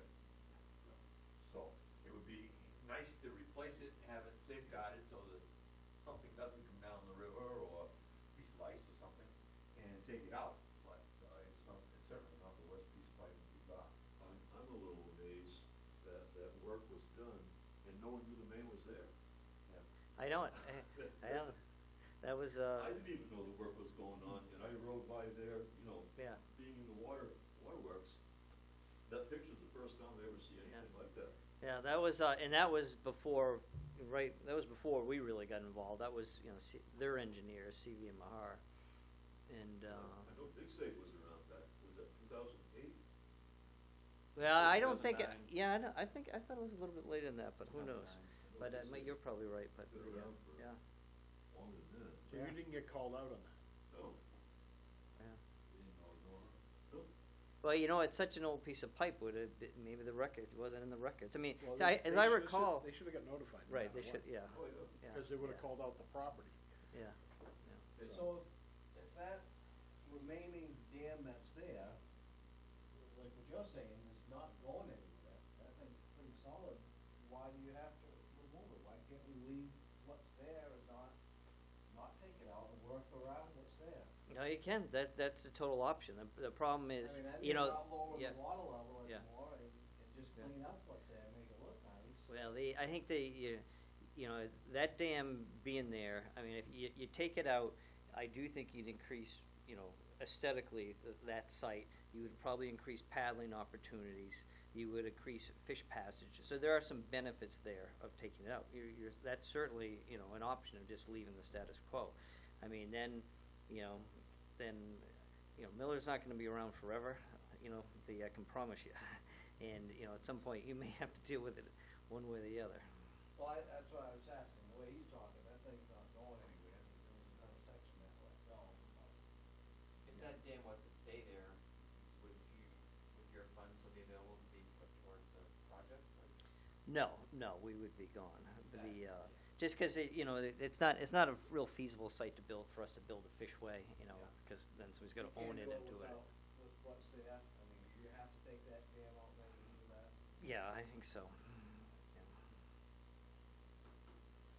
Mark, do you have any questions? Not really, no, just observing on You it. guys have any? One thing, Tom, how little amount of mercury does it take to contaminate something like that? Because I used to work at Julia Mill. I'd been inside that building that was taken out, that was the old filter building. I mean, it wasn't half the size of this room. And talk about instrumentation that contain mercury, you're just talking of switches. Mhm. Yeah. Mercury switches. Yeah. Well, 0.3 milligrams per kilogram is the number that we're trying to clean up to, clean down to. So, I mean, that's the magic number. And with sediment contamination, there's always a range of a contamination. There's a low end that we say, well, maybe 25%. We're 25% confident that this poses a risk to human health and the environment. And the higher end, we say there's about 75% this poses a risk to human health and environment. 0.3 is about the high end of that scale.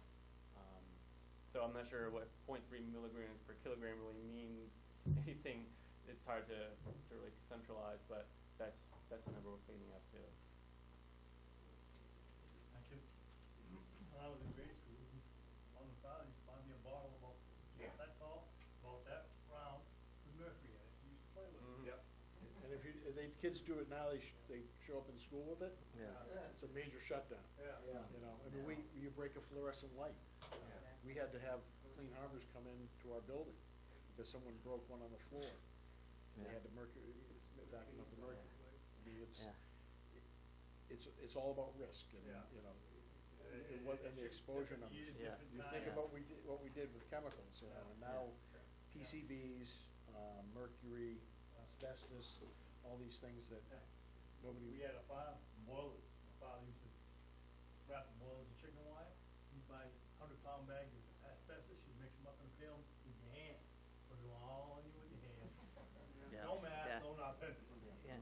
So Dylan, just as far as, next steps in process, while we've got everybody's attention here, it'd be good to sort of keep the momentum going over the next 30 days, 60 days. It would be, our intent to try to have a framework for an agreement in place in 60 days. Yeah, I was just gonna kind of bring us to this point of a wrap up. Personally, I'm really interested in working with, I think it'd be a benefit for the town to work with you folks in the Warrant Department. Of course, I'm only one counselor, but I definitely personally have an interest in further investigation. And the council would have to figure out where we're gonna get that money from. We just did our budget, and we didn't budget for this. Right. So we're gonna have to look at scraping other places or do a supplemental appropriation out of our undesignated fund. We're gonna have to look at some different avenues to find money like this. And as a counselor, for me to pass a straight face test to the community, I would want to have the question answered about the drilling up at the top. When I talk with community members and wondering why we're gonna spend this money, I could say the site is possibly is available for recreation or a sale later on down the road. And if we don't have that answer, I would have a hard time voting to commit these funds to this type of project. So I think where we need to go next is for Tracy and Diane to work and figure out where we go to find out if that drilling has been done or not, and then come back to the council, give us a report. In that meantime, staff looks at, and we can look at different ways to find the funding and move forward. We have One thing that's gonna happen, we probably want to make it very clear to the public that maybe the $50,000 that we're giving is going to help the water department put in. Whatever happens down the road as far as the property, if this is only given to us or whatever, that's fine. But we're helping the water department from Maine. We're not gonna catch it flat. Well, I could see both sides of that. That people say, the water department is a separate entity that is run by user fees, and they could say, well, should my tax dollars be going for that? So I mean, I think that's another discussion that the council needs to have on that. But I think for tonight, we should keep it to this point here. I don't know. If you guys have anything else to say? I think $50,000 is a reasonable investment. I To get rid of this problem that we've had going on there for years and move forward with this. And I think the project you presented is a good idea to return that river to a more natural state there and probably be more recreational use in some ways than leaving it as a kind of old industrial river. Just the simple fact that you're gonna get rid of the contamination ought to be enough for people in the town to be happy that it's gone. I'm personally good for it. I just want that question answered on that topic. So,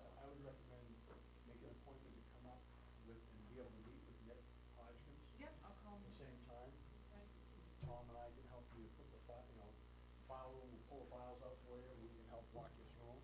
Sure. And, Yeah, because I mean, you have all your files as well, and like you said, you're not sure if they've done any borings or not, but I mean, you should. Well, no, soil is something that would have been addressed during the closure process. As far as the specifics of how much was removed, where it was moved, I can't say off the top of my head, but we wouldn't have okayed cleanup if the soils weren't addressed in those areas. So, and it's basically you schedule the file room, everything's, that should be there, and they'll also call Tom and I and say, do you have anything else that's sitting on your desk?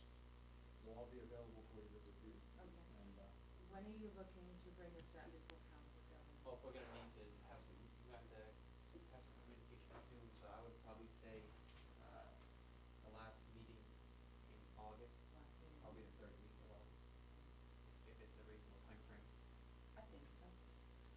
Well, just to, let the council know that we do have the $50,000 in our budget. We have 25 this year, 25. Already allocated for this project.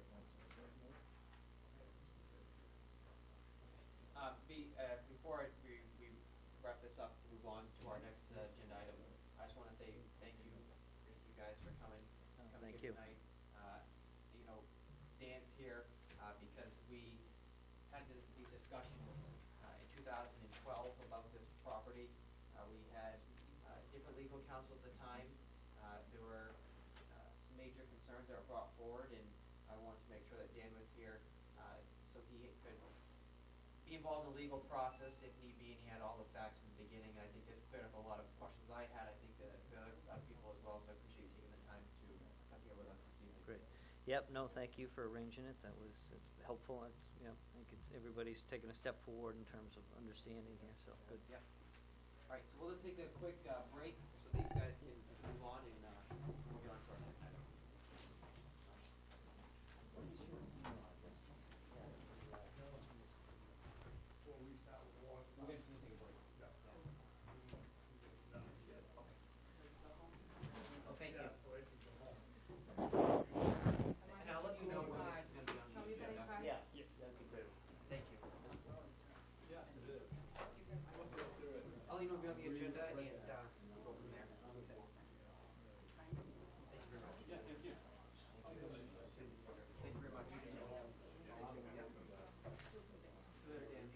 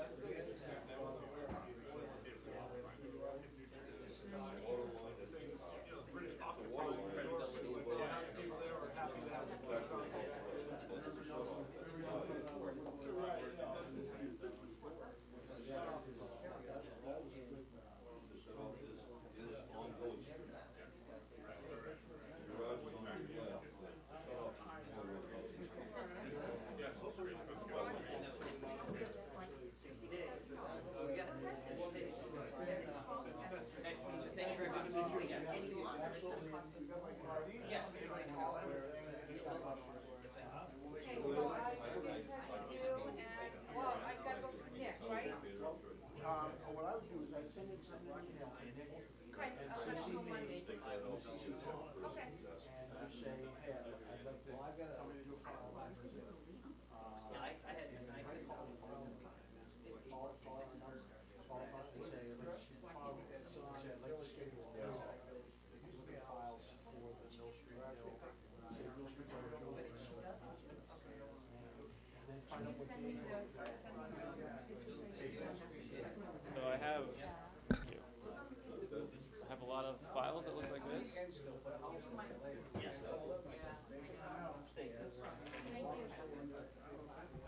Results, I know. a lot like this, and I would like to go through them.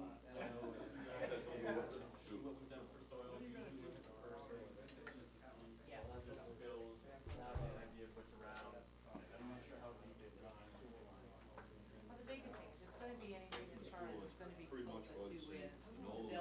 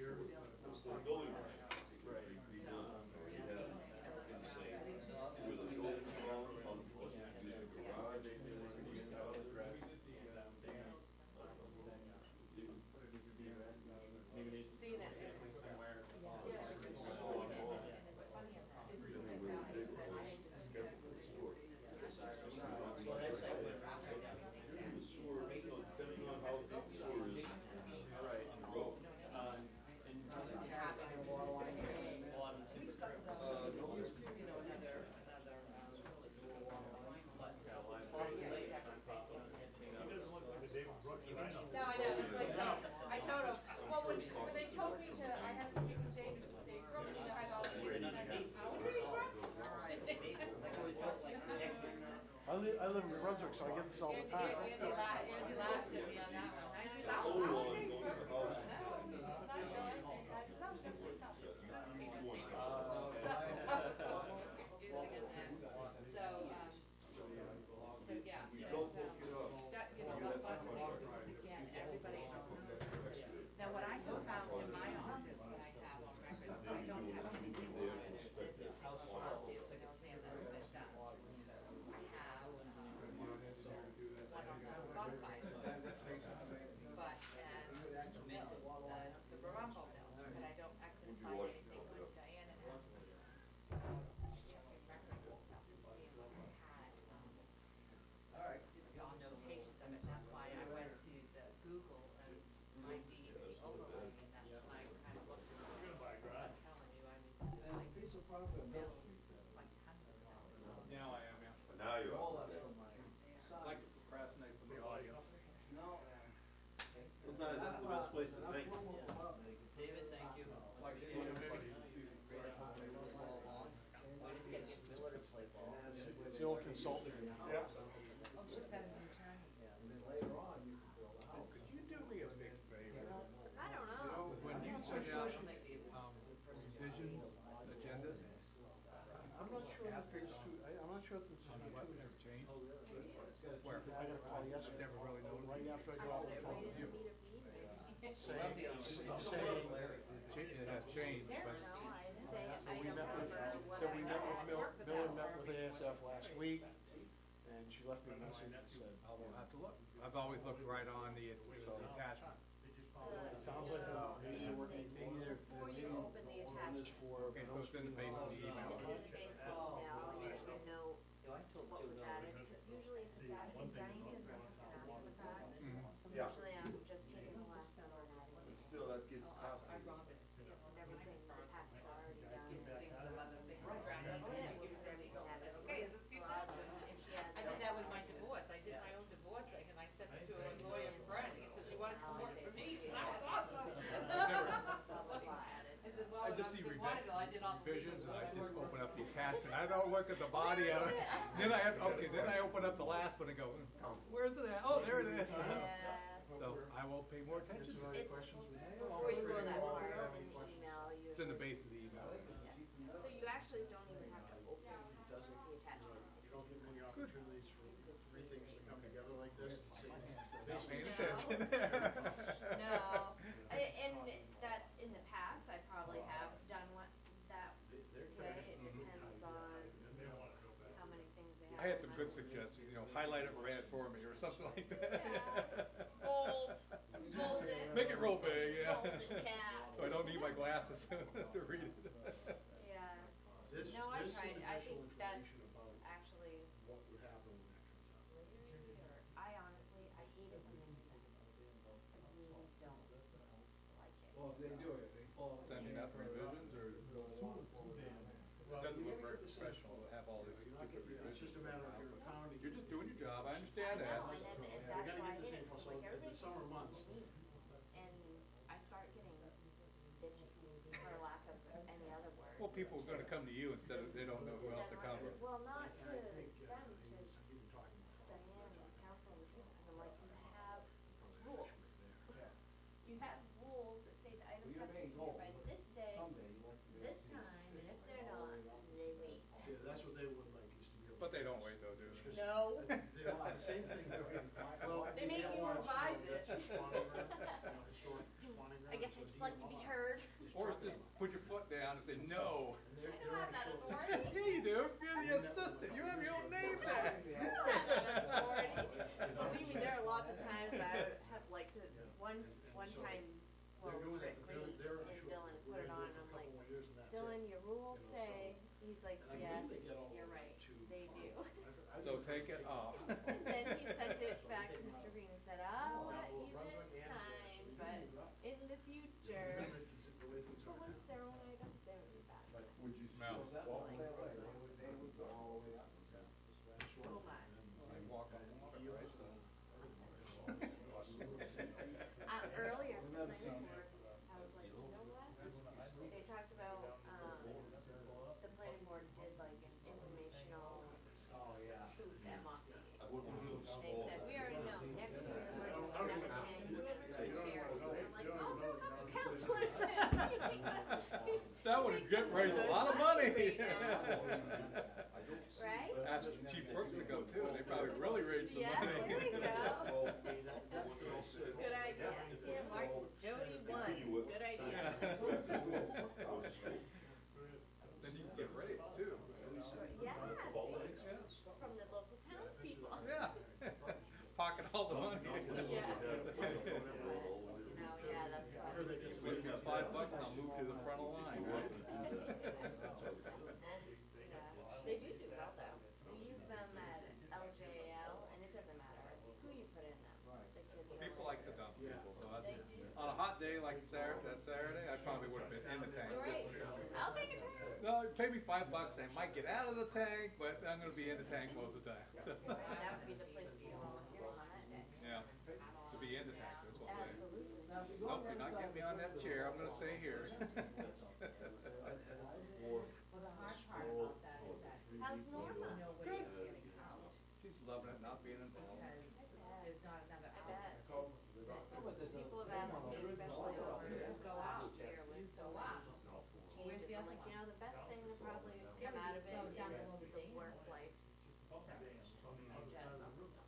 Drawing that line, I don't You care, can go that's both Because politics. there was, the notice why I Here to said do that, a job. because there was somebody that had. Don't take it had personally. Put the canoe Move on to in, the kayak and whatever. and they That's a hard thing ended for up me to do, dumped the too. fence, I guess, Well, you after live the road here, closed, you work because they here, got- you know, they it's couldn't just, find a place to Yeah. get out, but. Like, my thing is, I might move to a town that I don't go to any meetings, don't, I don't even care, don't vote, don't do nothing, just be dumb like everybody else, I love that. That's exactly it. Yeah.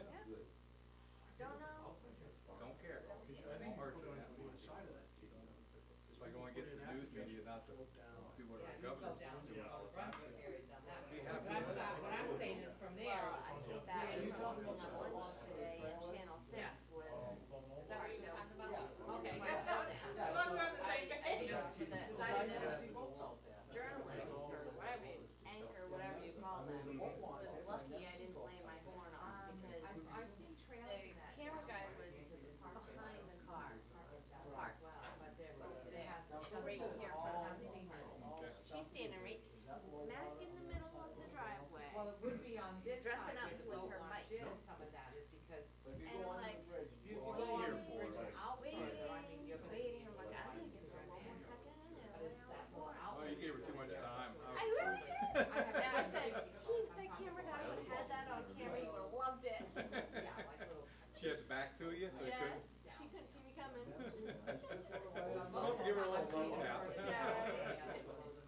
I have no idea, I assume it was the school budget stuff from the night before. That could be. Norma said she read it, as part of it in the newspaper. They didn't come inside and There's a whole bunch of them. try to hassle us. Durham has a little. Yeah, I used to want to. And They that's probably what like they're- it, they make up their own story as they go along. Right, so. that's how they get more Right. viewers, Go right? over Yeah, Durham. or publicity, drama, or if you wanna call it. It's all under the land trust. Somebody else wanted to have a Well, we're not the only municipality in the state going through it, so. Did we have went a- into that Our- lawsuit the, against, Moxie Androscoggin, Festival is, the um, group there, the members are We did. very small. yeah, when I saw it on today on the news, they didn't show Lisbon as being one of the, Oh, cool. towns. We sent everything in. Yeah, but they had Durham, So when I everybody, went on but I didn't see Monday, Lisbon then on the map, they showed a it's map funny of all the because towns I had, in I Androscoggin had talked County to that had Nick before, filed and a I lawsuit. said, Really? I think it was 12 out of 14, something like that. We definitely did. that was. I thought we did, I thought I read it in the minutes, it Had it on the filed. schedule, we were But it gonna wasn't, get they didn't together put and it, kind of go over that. Lisbon We on didn't the get map. our, we didn't get our dot. No, we didn't get the dot and the title, so Come on. you guys got robbed. Yeah, we did. Now people are gonna be whining, how come we didn't join the lawsuit, where you actually did it? Well, So, I know, that's something else. I'd love to be setting my own wages too. You know, what boggles my mind about county government in our area, extra hours of county government is much bigger, Yeah. more accountable, and ours is just really, really nilly.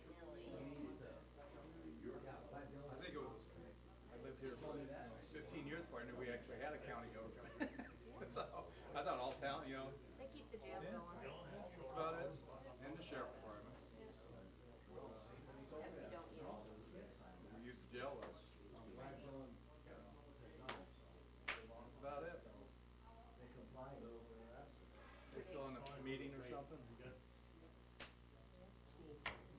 We paying for this, boy. What else is new? Well, let's just put it this way, it's compliance. We have to stay here and tape these things? And you know what, this is my Friday, so far. No, tomorrow's Friday. I hate But to this say is it, my Friday, I don't have to you work know, tomorrow. we talked to yesterday. True, but you have to finish up your work day today. They don't seem. Yeah. And you can- 10 o'clock. Very You know, 10 o'clock, detailed, you'd be lucky to get out of here. right, understand it. I know, well, start, You and I both I've been know here this- since the world has 7:30. changed as far as that's concerned. Everybody wants It's a their good one, piece of the pie. almost like election day. right? Stay here till it's over. You're right. The problem It's is, not too I bad. can't have any company anymore. People fly. You get comp time for this though? I know what I have, he found out what it does. Yes. Which It is does. good, I have. If you ignore it, you end up in a hospital, but, you know, I Use it anytime you want, or you Yeah. gotta. red meat, Well, To a any certain kind of extent. meat, any kind of certain cheese, extent, any I kind of mean, salad. it's harder Not now that I control have it, new it's all fuel. very well. By eating It'll them. be easier once Haley is trained. What, But I eat don't know better. that. That Just one. go to farms, no ice cream. I can't, Because, Oh. you know, right now, anything is around No pie, either no, payroll or pasta, an no. agenda. Oh, no wow, bread, that's a no whole. very- And then you get the measures that you're doing. About a year ago. Yes. Oh, well, that's. It's literally like Yeah. a flip-flop. It's French like I just finished this process, I'm like, French oh, fries. and then it's in the next Yeah. one. Then you just rotate right back to the beginning No again. bed- Yep. No bedtimes. I do like, I like being You don't think this busy, is so fast food, that you don't part's think good, like that. Wow. French fries have but twice it's as many harder carbs when as you they try When to I do had my it. back surgery, I was supposed to. Yeah, you always feel, you know, There's gotta be But I something gotta with, wait when you go down to the. feel guilty that you have to, you know, that your work is not getting done and stuff like I that. do, and then My goal. you get punished So when you there's come back. something in that food. It never, nobody does it for you, it just piles up higher, right? It's not fun. And Yeah. I was at schooling for 2 days. That stuff is something else. I got, I had all these emails and all this paperwork I had to do. Really? I will say Diane keeps up on a lot. Plus, of course, that Yeah. whole lot of food, that didn't help out either. That's helpful. So, that was- People say, well, that's her job, I'm gonna let her do it, I don't have to do that. How long's Dylan been doing that? I don't know why. Right on the door, tell me the hell out. We've had too many late nights. I feel good to come along tonight. Yeah.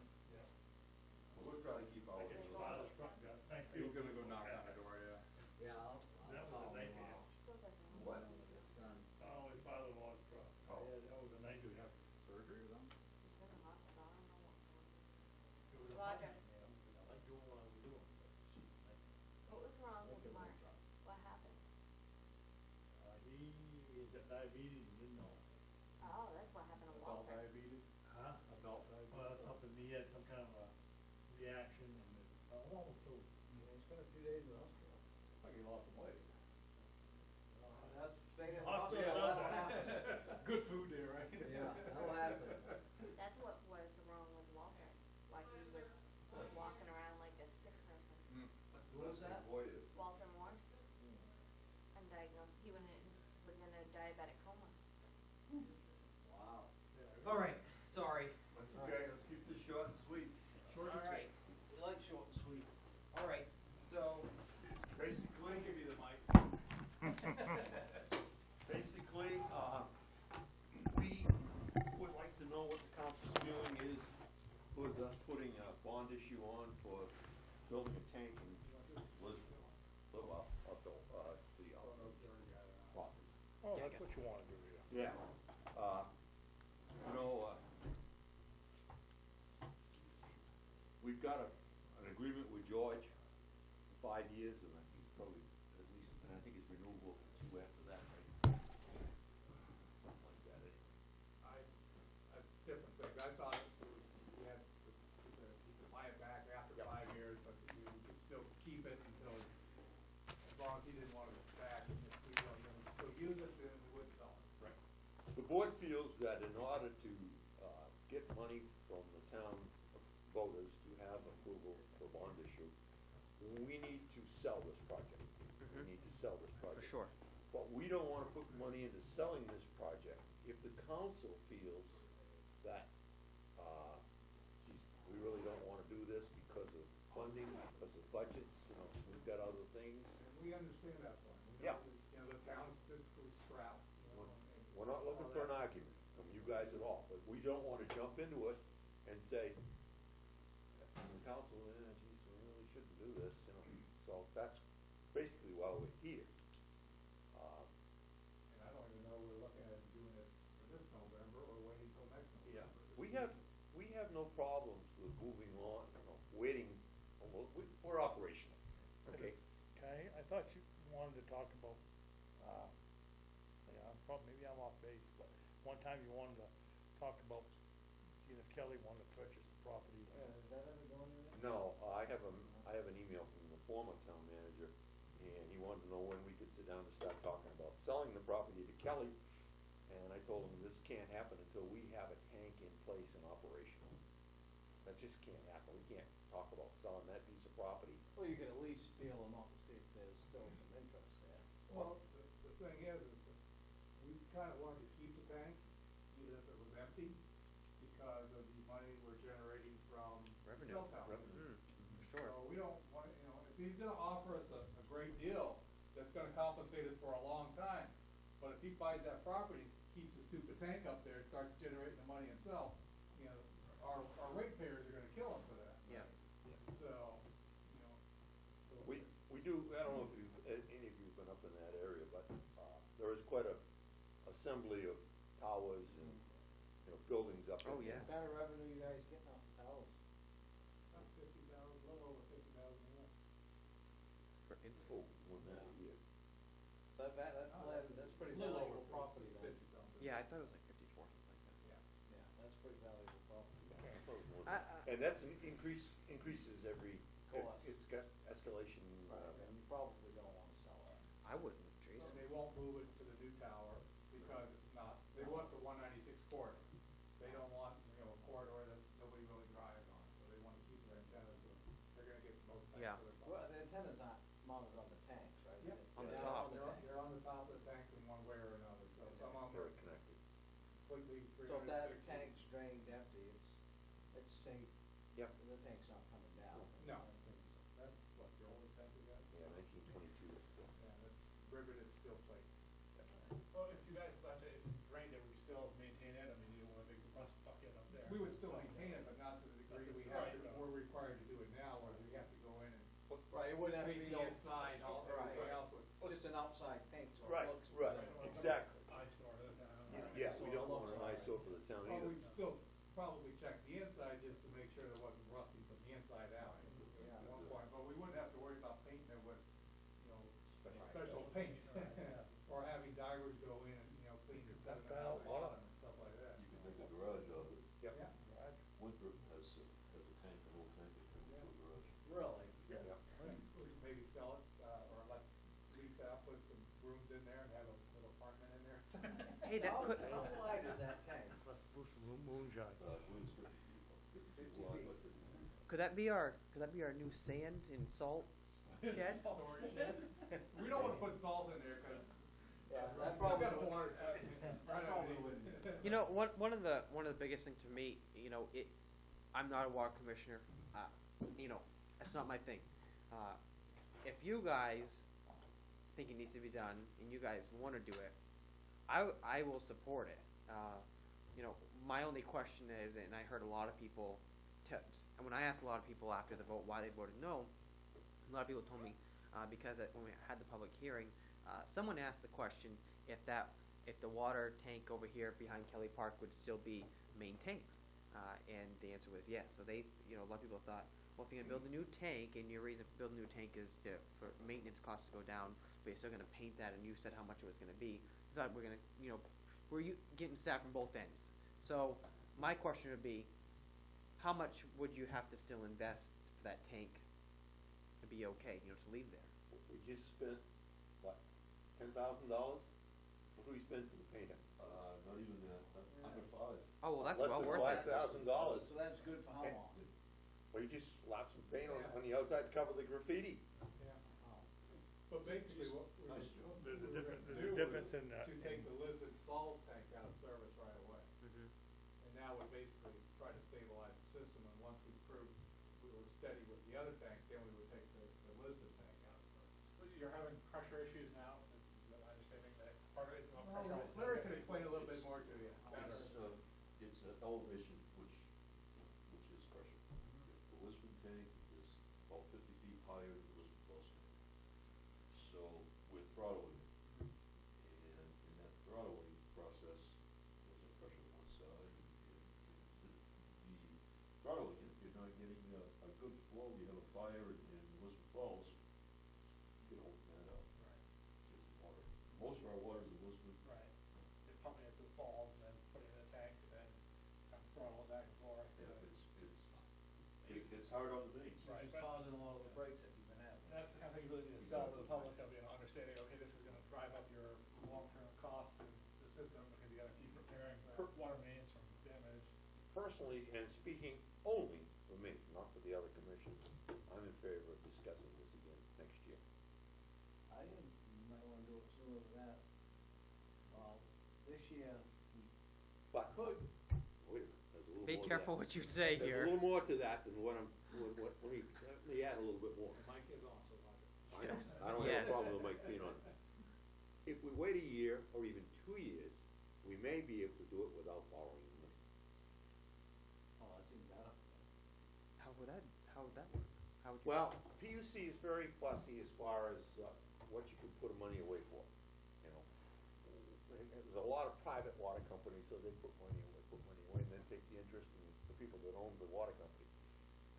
PUC has increased the amount that you can put away, plus PUC has set up new standards for that. And when we had our last rate increase, we put that into place so we could build money into a reserve fund to handle future projects like a water tank. But how much are you dumping in that a year now? I don't know the exact figure, but. Well, your water rate's still a lot lower than what it should be. But I prefer to be able to go to the people and say, well, not even have to go to you, just come to the council and say, we're building a tank, we got the money. How much does it cost again? 1.7, is that? Do you think in 2 years that you'd have that? How much are you padding your budget? We're allowed to put money aside, that's why we didn't want to put a lot of money into the Atlantic salmon, but we're allowed to put money away, plus we have money that's left over from Upland Road. Okay? We have money that was left over there. But we can't, well, yeah. Yeah, we Upland can Road use that is- for the tank. is an appendage, yeah. Yeah, we can use that for the tank. And we would like to be able to add to that and say, Or maybe in a year, we the can, bond wouldn't be as much. Because Right. if you're under $1 million, it just looks a whole lot better. Right. Once you get over that $1 million mark, I mean, 2012, the quote that we got from Derigo was $1,181,250. Yeah. For that tank. So I think that it's probably gonna be more than that now. Oh, because, yeah. So you're talking, 3 years into it right now, so, Seriously, you're gonna have that much money? no. I don't think we'll have that much, but with the leftover bond money. Bill's Yeah. smiling over here, yeah, so. with the leftover bond money, plus adding to what the PUC now will let us put away. You gotta watch out, Bill, because after a certain period of time, that bond money can only be used to pay off the loan, not be used for that project. so maybe within a year, what do you think you have to borrow to do it?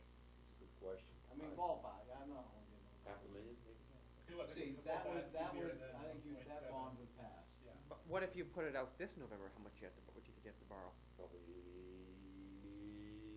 800,000, I think maybe you still might be 900,000. able So you can be able to put 300,000 away in 1 year? We need to talk about how you're financing. We've got leftover money They got from leftover. Upland And Road. the Upland Road has, how much is left for Upland Road? Pretty nice. Came in a lot cheaper than you Yes. expected, yes, yeah. Yes. I think where you're at, I'd almost say go for it this year. Well, we have to find out first if that bond money can be used. Yeah. Because there is a limitation. Right, so it might be better to go this year if this would be the last year for it. You know, I think at 800,000, probably. Where you're under the million, it may go through, but you gotta sell it, like you said. Yeah, and that's why we want to talk to the council, because we want to make sure that You we know, get some. Well, you got a, you guys know this, you got a fairly friendly council right now, Yeah. so we Not want. to everyone, though. Depends who you talk to. We're not school. But anyway, that's what we wanted to discuss with you, Yeah. and we're not looking for a firm answer tonight, but we'll try to see how Derigo feels about the price for the tank. See Well, whether that- blew that last estimate by that much, so. Yeah, Now, how are you planning on selling this? You gonna send out mailings and? that kind of stuff, yeah. It'd probably be sent out with the bills, since that's, we could add 2 to 3 sheets. It would be, Upping the price anyway. it would be next summer before it would get done anyway, so it'd have to be on tax. Hey, but I don't, if you guys wanna go out to bond this year, fine. I'm gonna be here next year, if you wanna go out next year, fine.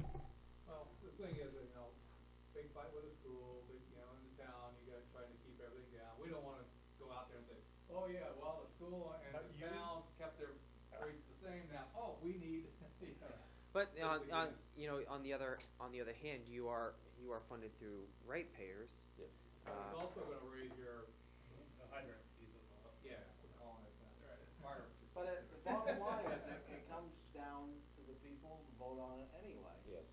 Jim came out, people voted on it, these projects are voted, the people I decide. think if you would've changed the vote to November, it probably would've been. Oh, I agree Yeah. that Oh, yeah. 100%, I said that from day one. Hindsight's a lot better. Yeah.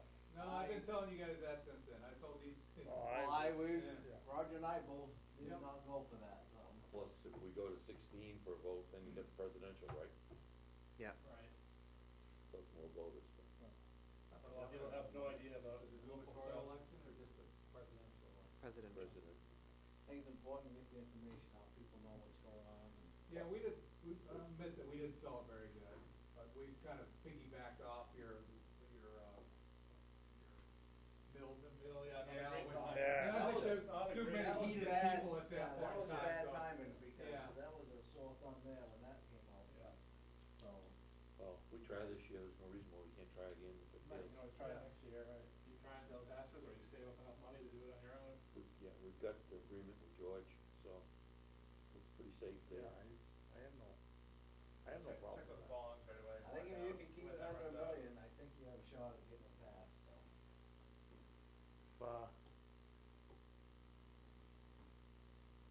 I'm wondering if it comes down to it, if the bonds do run out a certain time, if you come out to people and say, like, we have leftover bond money, we need this much to do this project, or we're gonna, the next time we come, we're gonna need More. this much. Now, I hate to ask this, how come there's so much left over? Cause the project went in, we had It was overestimated, just like the school department, you try your best and, We, Longchamp did a great job. what's the total cost on that project? we had more, we had more than that, but the town took it, I don't remember all the because they were project. underestimated on the Route 9. The town took 200,000 out of them. Well, there was a mix-up on the bond too, because we asked for a certain amount, we got 250,000 less Yep. than what we wanted.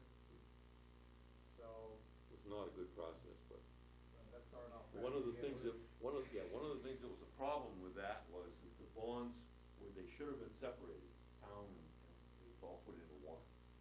And, so that put us on the hook for the town. So, the town, we could take the money for the. Well, obviously, you're gonna spend a lot better than Longchamp Salt. Yeah. You guys seem to have pretty good luck with them. We do have very good luck with Longchamp, very good. We just put in a piece of pipe, on Farnsworth Street. I just Saw that. Yeah. We had no way of shutting that water off. The main valve for the project, there was only 300 feet of 1 inch, we included 300 feet of 2 inch. The valve for that 300 feet, not shut off. There's 1, 2, 3, 4, 5 pieces of property on here. Every valve on the property was shut off. So luckily, we didn't need to shut it off We were batting a thousand on that one, so. for a long time. Wow. you replace any valves, so you could, Oh, yeah. Replace everything. Everything ran up to the curb stop, so. No, and to be honest, Frost Hill went quite nice. And we were able to do Androscoggin. Yeah, went across the road, did Which we hadn't planned on doing, but I know you had, we only planned on the money that we thought we were gonna bond was just for Frost Hill. So luckily, we didn't have to deal with any asbestos pipe disposal, because we switched it to the other side of the road, so that pipe is still buried underground, so we didn't have to deal with that, removing the disposal fee of that. Oh, so you left the old pipe right there? Oh, yeah, you can do that legally. So with the money you have left over from Upland Road, can any of that be used for that Mill Street property? No. No, it has- That can't be anything but for something connected to the Frost, to the Upland Road project. Because that water tower would be right out. Yeah, it makes sense. Yeah. That's what they call an appurtenage, right? Appendage.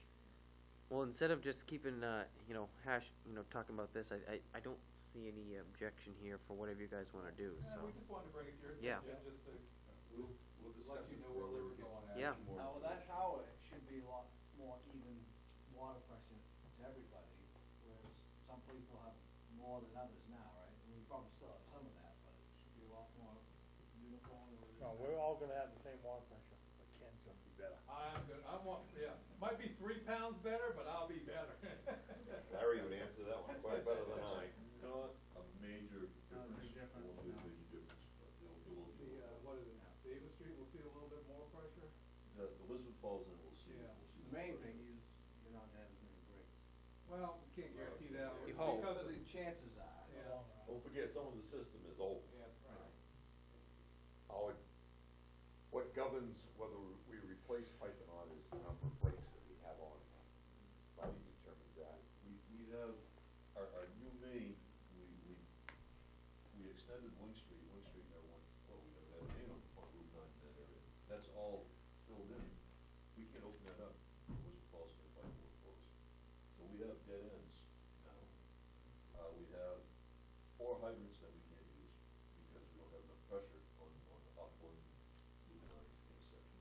Which we would have if the Lisbon Falls tank wouldn't overflow. If my house catches on fire, you guys have to go, the fire department has to go further to get a fire hydrant that works. Right. Exactly.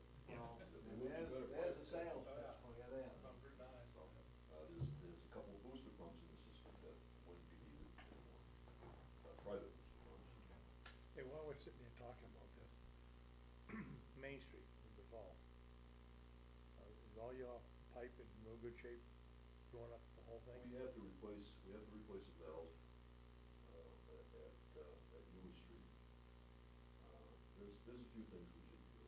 Well, I guess the Do it DOT, next year, right? yeah, well, no, it's gonna be I think out to 17 now, cause they're gonna completely do the whole of Main Street.